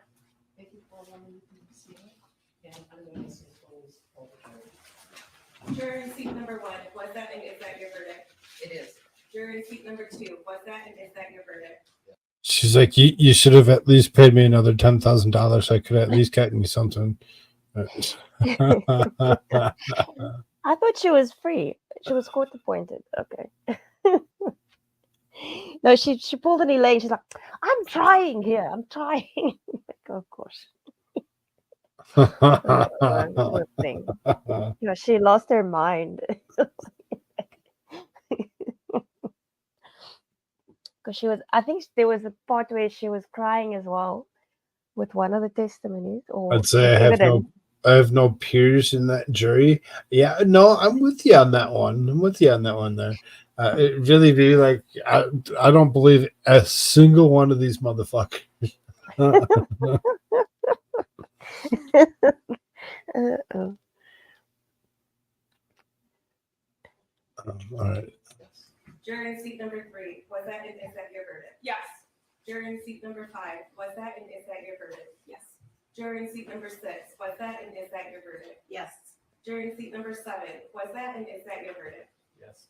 Jury in seat number 8, was that and is that your verdict? Yes. Jury in seat number 11, was that and is that your I'd love to have somebody actually be doing this and have somebody just be like, yeah, actually, no.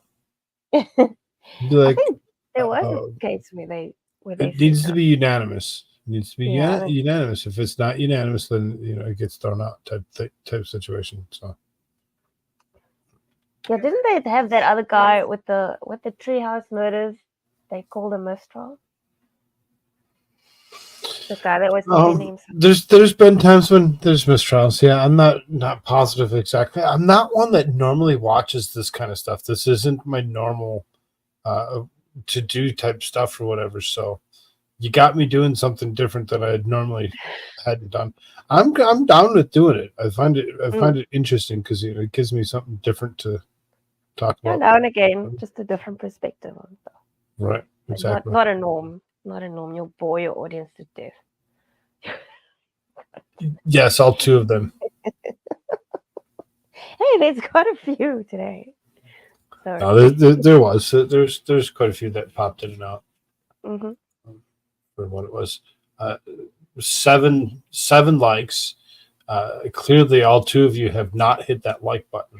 You do me a favor and do that. Great. Let me actually do it. I logged on, but I never liked the stream. Yeah. See, I have a tendency not to like my own stuff too, though. So whatever. It helps for the algorithm. Yeah, maybe sometimes. I think everybody else doing it, yes. Me doing my own, I don't know if that would actually help. Yeah, but you have to. I'm so positive. Mm. Either way, let's do this. Don't take it away. Oh. seat number 12, was that and is that your verdict? Yes. Jury in seat number 13, was that and is that your verdict? Yes. Jury in seat number 14, was that and is that your verdict? Yes. Jury in seat number 16, was that and is that your verdict? Yes. Thank you very much, ladies and gentlemen. We all know that this is one of the hardest things we've ever done. I'm going to ask you to return to the jury room. The two remaining alternates are also going to join you, and I'll be with you in a few minutes. Thank you. All rise for the jury.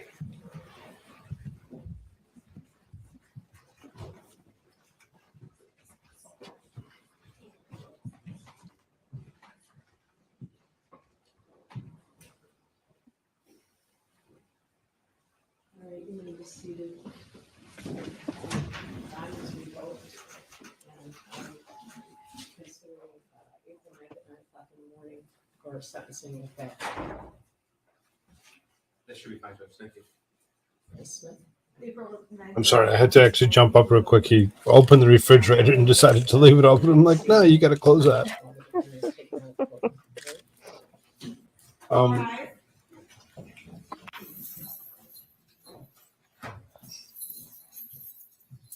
I think that's it for that. You may And if you want, you can play the juror comment or the juror interview. Shame.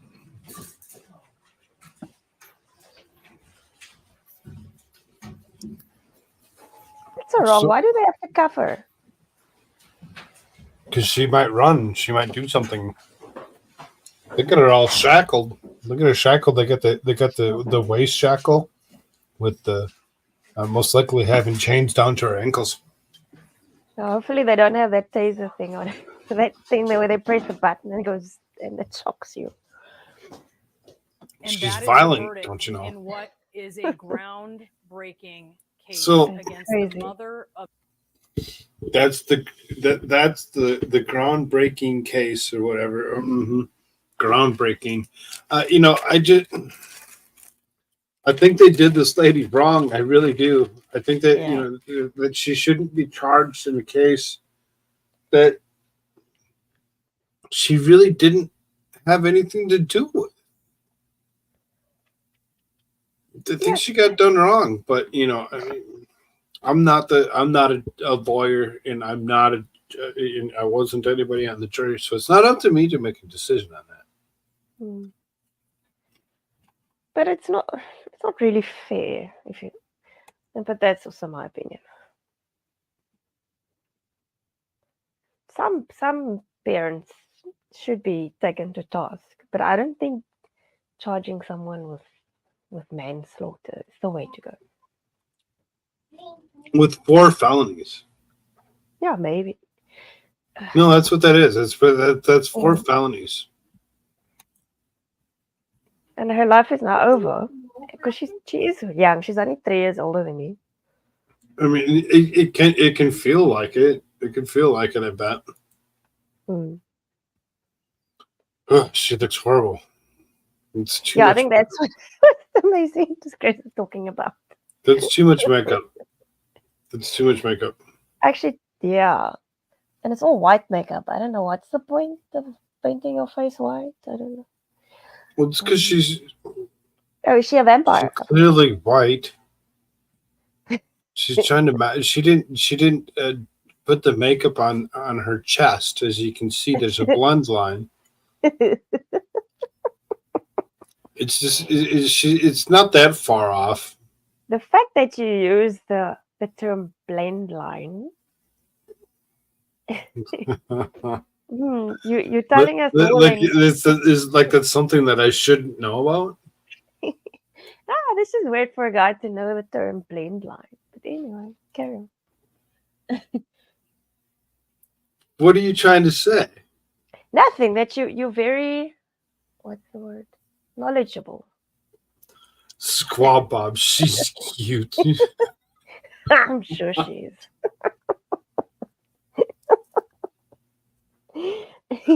Does she really have fangs though?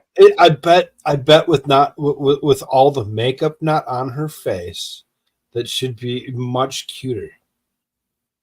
I mean, seriously. I mean, you think about it, you look at people, and you realize, no, she'd probably look just fine if she didn't do this to herself. But she does this to herself because maybe doesn't know better. It's a look. I don't understand the whole reasoning behind. I don't know. For each girl, it's different as to why you wear makeup and why not. Well, yeah, a lot of girls, having daddy issues or whatever, go get their nose done or whatever, and they don't realize why they got their nose done. It's because you removed your dad's nose, you dumbass. Or you Not want lying. a hole in your nose. You want another hole. Not lying. All right, this is 4 minutes long. Let's listen to this real quick. The jury foreperson in this first of its kind trial is with us now. Alex, good morning to you. We're not mentioning your last name for your own privacy reasons. I have to say, to have you here, it's a privilege because what we ask jurors to do in this country is really, really difficult.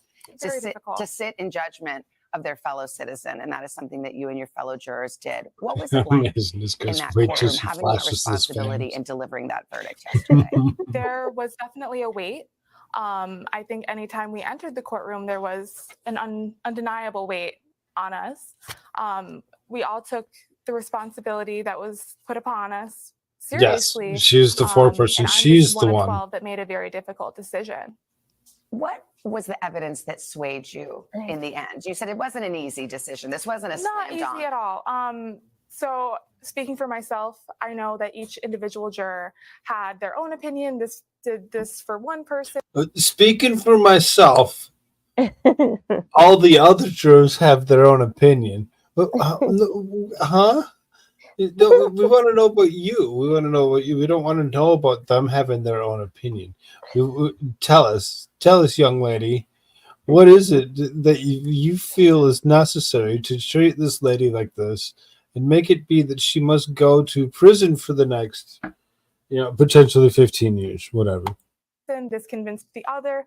For me, I just feel like Jennifer didn't separate her son from the gun enough to save those lives that day. You felt she was the last person known to have had custody of the gun. Yes. And then somehow it ends up in his hands. And I think. So she's thinking that she didn't have and take away the gun properly long enough? Mm-hmm.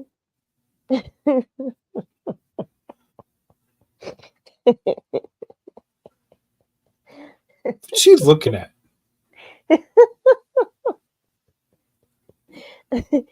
Oh gosh. The thoughts in her head?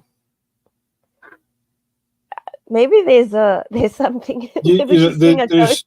There's people that would actually look at this person straight out and just be like, she's clueless. Completely. She's clueless. She has no clue what she's doing whatsoever.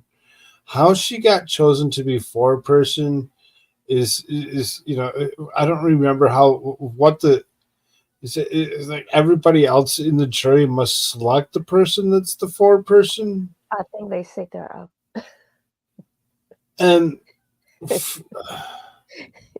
like, I don't want it. Do you want it? I don't want it. Do you want it? Yeah. No, I don't want it either. She sort of looks thirsty. So I'll take it. I've never done that before. Yeah. That'd make me famous. Oh, okay.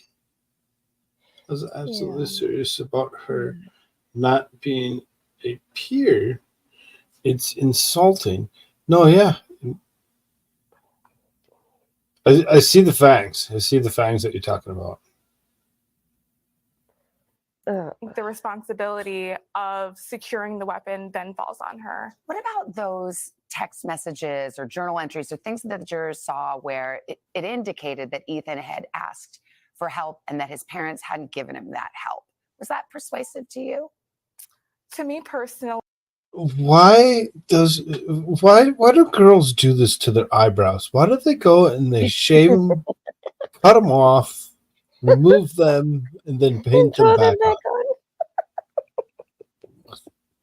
on? That's an age-old mystery. At least hers is still blended. The ladies here shave them off and they draw them on with like eyeliner, but it's like very it's terrible.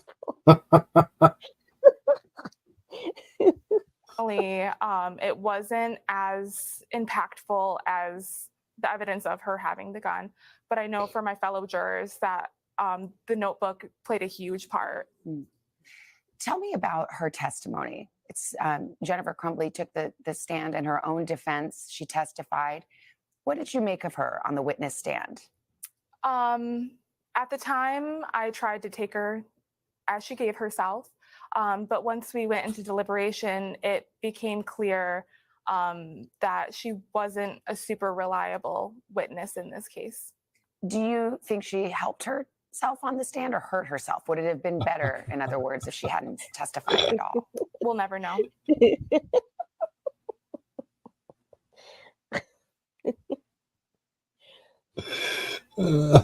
She worked at a carnival as a fire breather. And the fateful accident happened.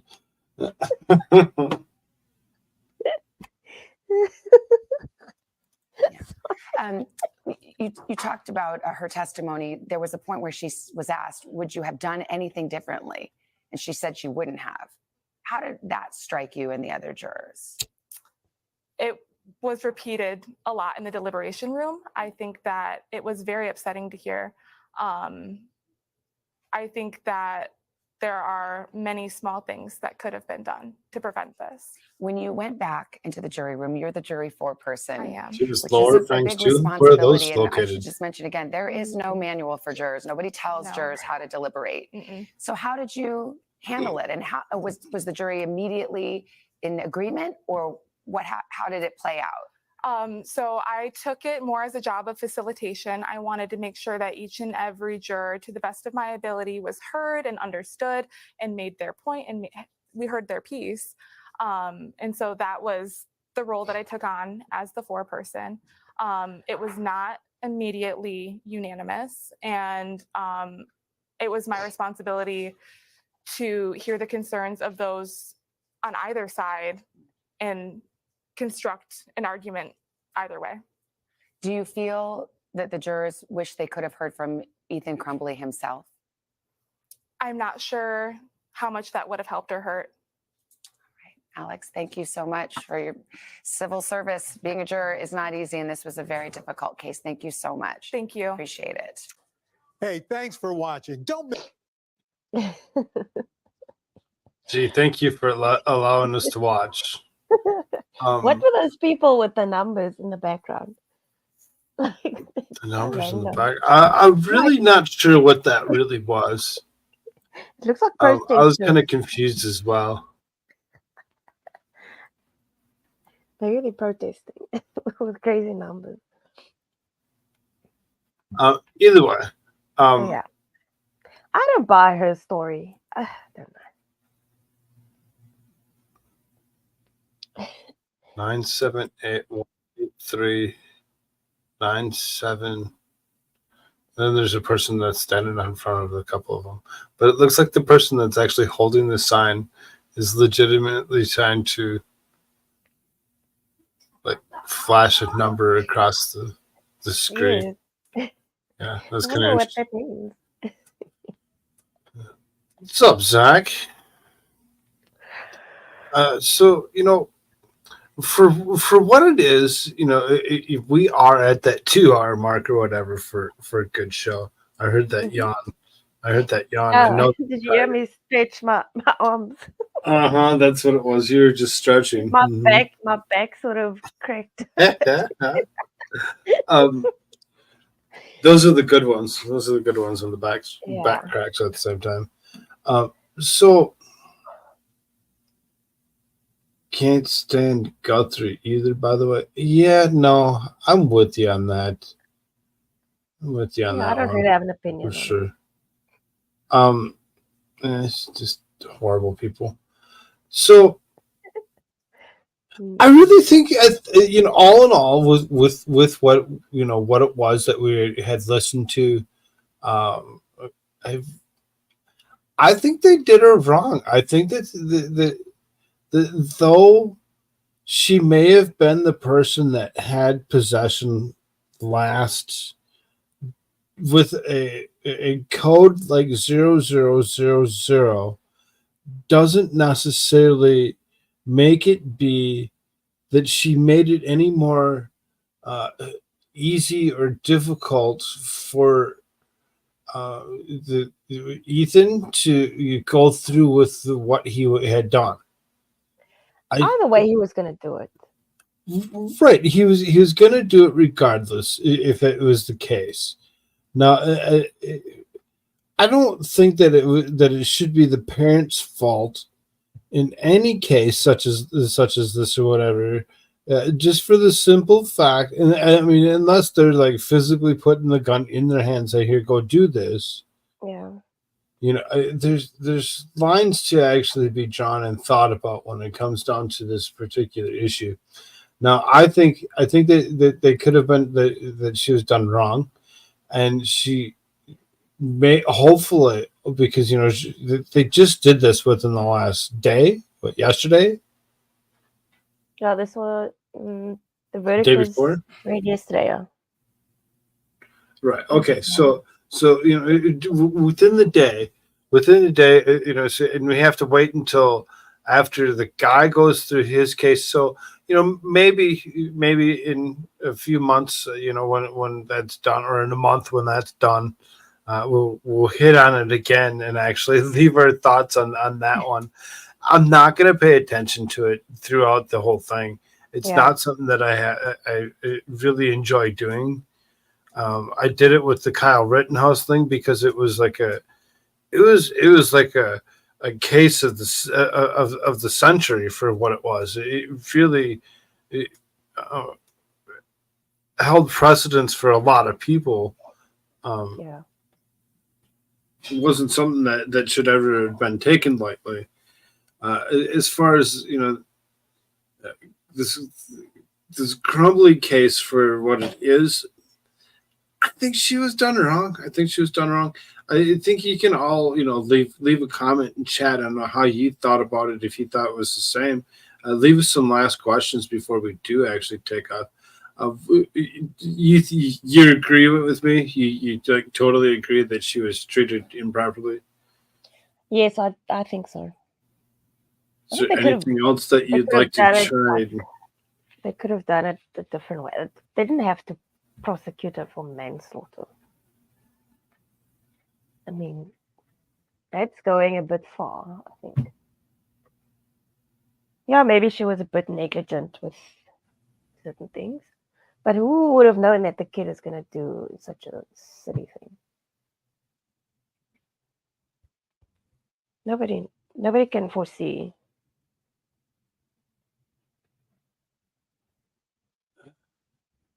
Squad Bob says, hold on here. Let's pull this up. Let's put us up on the screen. Is that all guns should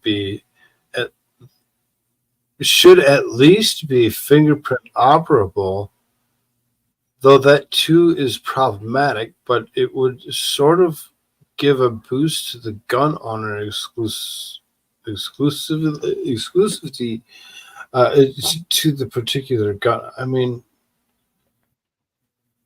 I think the police have that option. Yes, I mean, I get your point. And being able to, prevent somebody from doing something. Is it going to actually prevent people from actually doing something? It depends on where the fingerprint is, and if it's something that somebody can cut your finger off to be able to get. Well, if it's a heat censored fingerprint thing, then obviously they can't cut off your finger. No, they could, because they'd skin your finger or whatever, take your fingerprint off of your finger, lay it on top of their own, and kind of, What? It sounds like Charlie's Angel. Yeah. Some grossly disturbing whenever. You just never know. Yes, Crumbley was a terrible verdict and a slippery slope. So Zach, Mason disgrace. Her lawyer meant well, but screwed her over at the same time. Yeah, the lawyer was very. The lawyer didn't look like she knew what she was doing. She was all right, but she personalized a lot of stuff, and then she came off as very unlikable. There are over 400 million guns in America. How do you go back and make all of those fingerprint only? Yeah, right. There's more guns in America than there are in almost any other country. When it comes to how many per person, we have the most.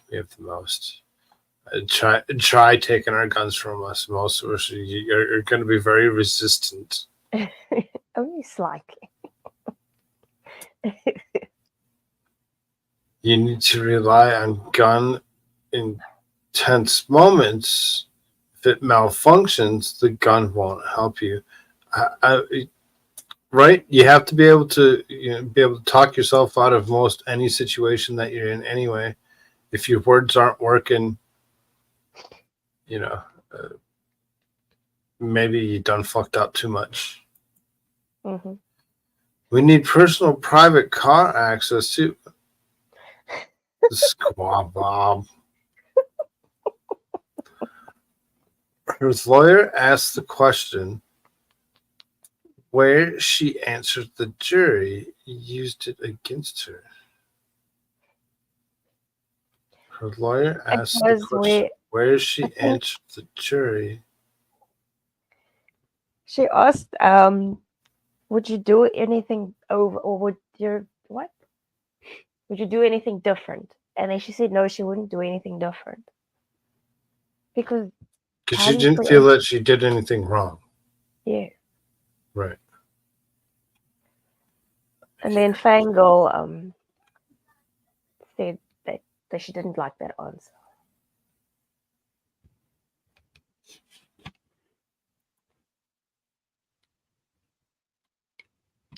But all in all, yeah, it's a sad situation. Yeah, it really was. It was a disturbing for all. And they're not done yet. They're not done yet because like you said, they have to actually go ahead and run his case, the father, and then they come back for sentencing. Maybe they'll sentence them together. Possibly.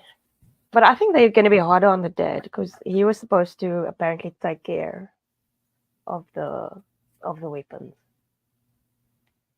It was his responsibility, or was it hers? Because isn't that what they were trying to just say? Is that she had responsibility, as she was the last one that had handled the gun.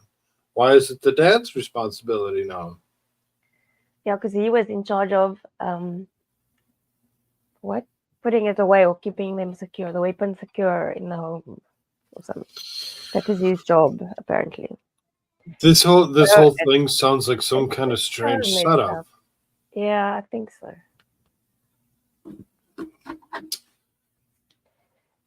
This is what's to come, and I don't think this is the actual case that they're gonna this is just the little test run. She needed to word it different. Got to start somewhere. I really think the key is the shield development, like some sort of electromagnetic field kind of thing.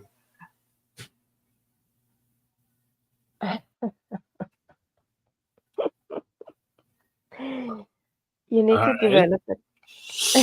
Sounds good. It's gonna protect him from bullets. It was the backpack with the vice principal handed to Ethan. It was in the backpack that the vice principal handed to Ethan. Yeah, but the vice principal didn't know that there was a gun in the backpack. The vice principal had no clue, didn't look through the backpack. Why would they?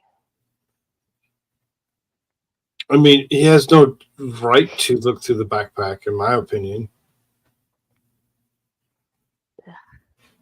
Yeah, it's damned if you do, damned if you don't, sort of thing. Something that stops kinetic energy toward a person? Oh, okay. Thank you for your insight there, Bob. Some physics. He had him in his office overlooking at bullets online. Is that true? Yeah, I think so. What the? I think he was Googling something. That's a bad word. I didn't even complete the word, did I? Yeah. Say it again. No. Don't say it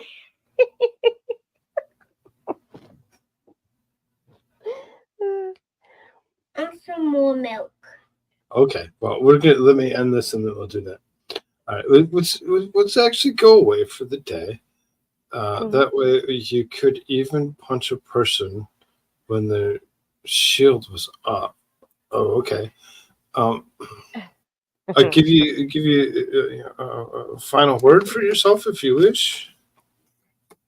no, just thanks for another interesting show. You just never know what we'll do let you know. next. Yeah, we keep you guys guessing. It's fun that way. Yeah, but thanks a lot for hanging out with us, guys. We'll see you next week. And if you get the chance, I'm pretty sure there's going to be a few things that I'll be doing tonight. I'm going to try reading a couple chapters out of Operation Paperclip.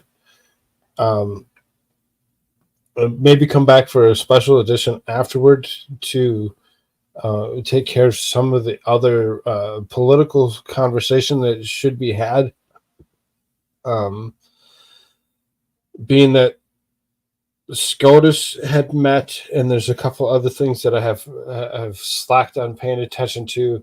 I'm pretty sure that I'm going to be interested in doing something tonight afterwards. So, potentially popcorn and a watch party of some kind of sort or something. Who knows? Who knows? We'll see. And then, that's Rumble. That's Rumble. Take yourself over to Rumble. Drop a link. Because Rumble's You the need to place. drop a I link. mean, Koolfrogg, Koolfrogg. You spell it the way it is on the screen. You're not going to have a problem finding me. You're not going to have a problem finding me. You go and you search me out. You'll find me. You'll find me. I get emails from Rumble saying when you're on, so Exactly. people should do that. Exactly. They hit up that Rumble and you immediately get notified. Hey, he's live. It's good. It's good stuff. It's good stuff. Either way, thank you again.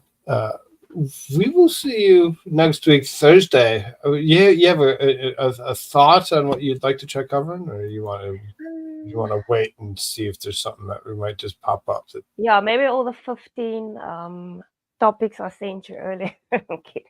One of the 15 topics. I picked the one that was at the top of the list or whatever for this week or whatever. So you just never know. You just never know. All right. Thank you all. Love y'all. Later. See you. Bye.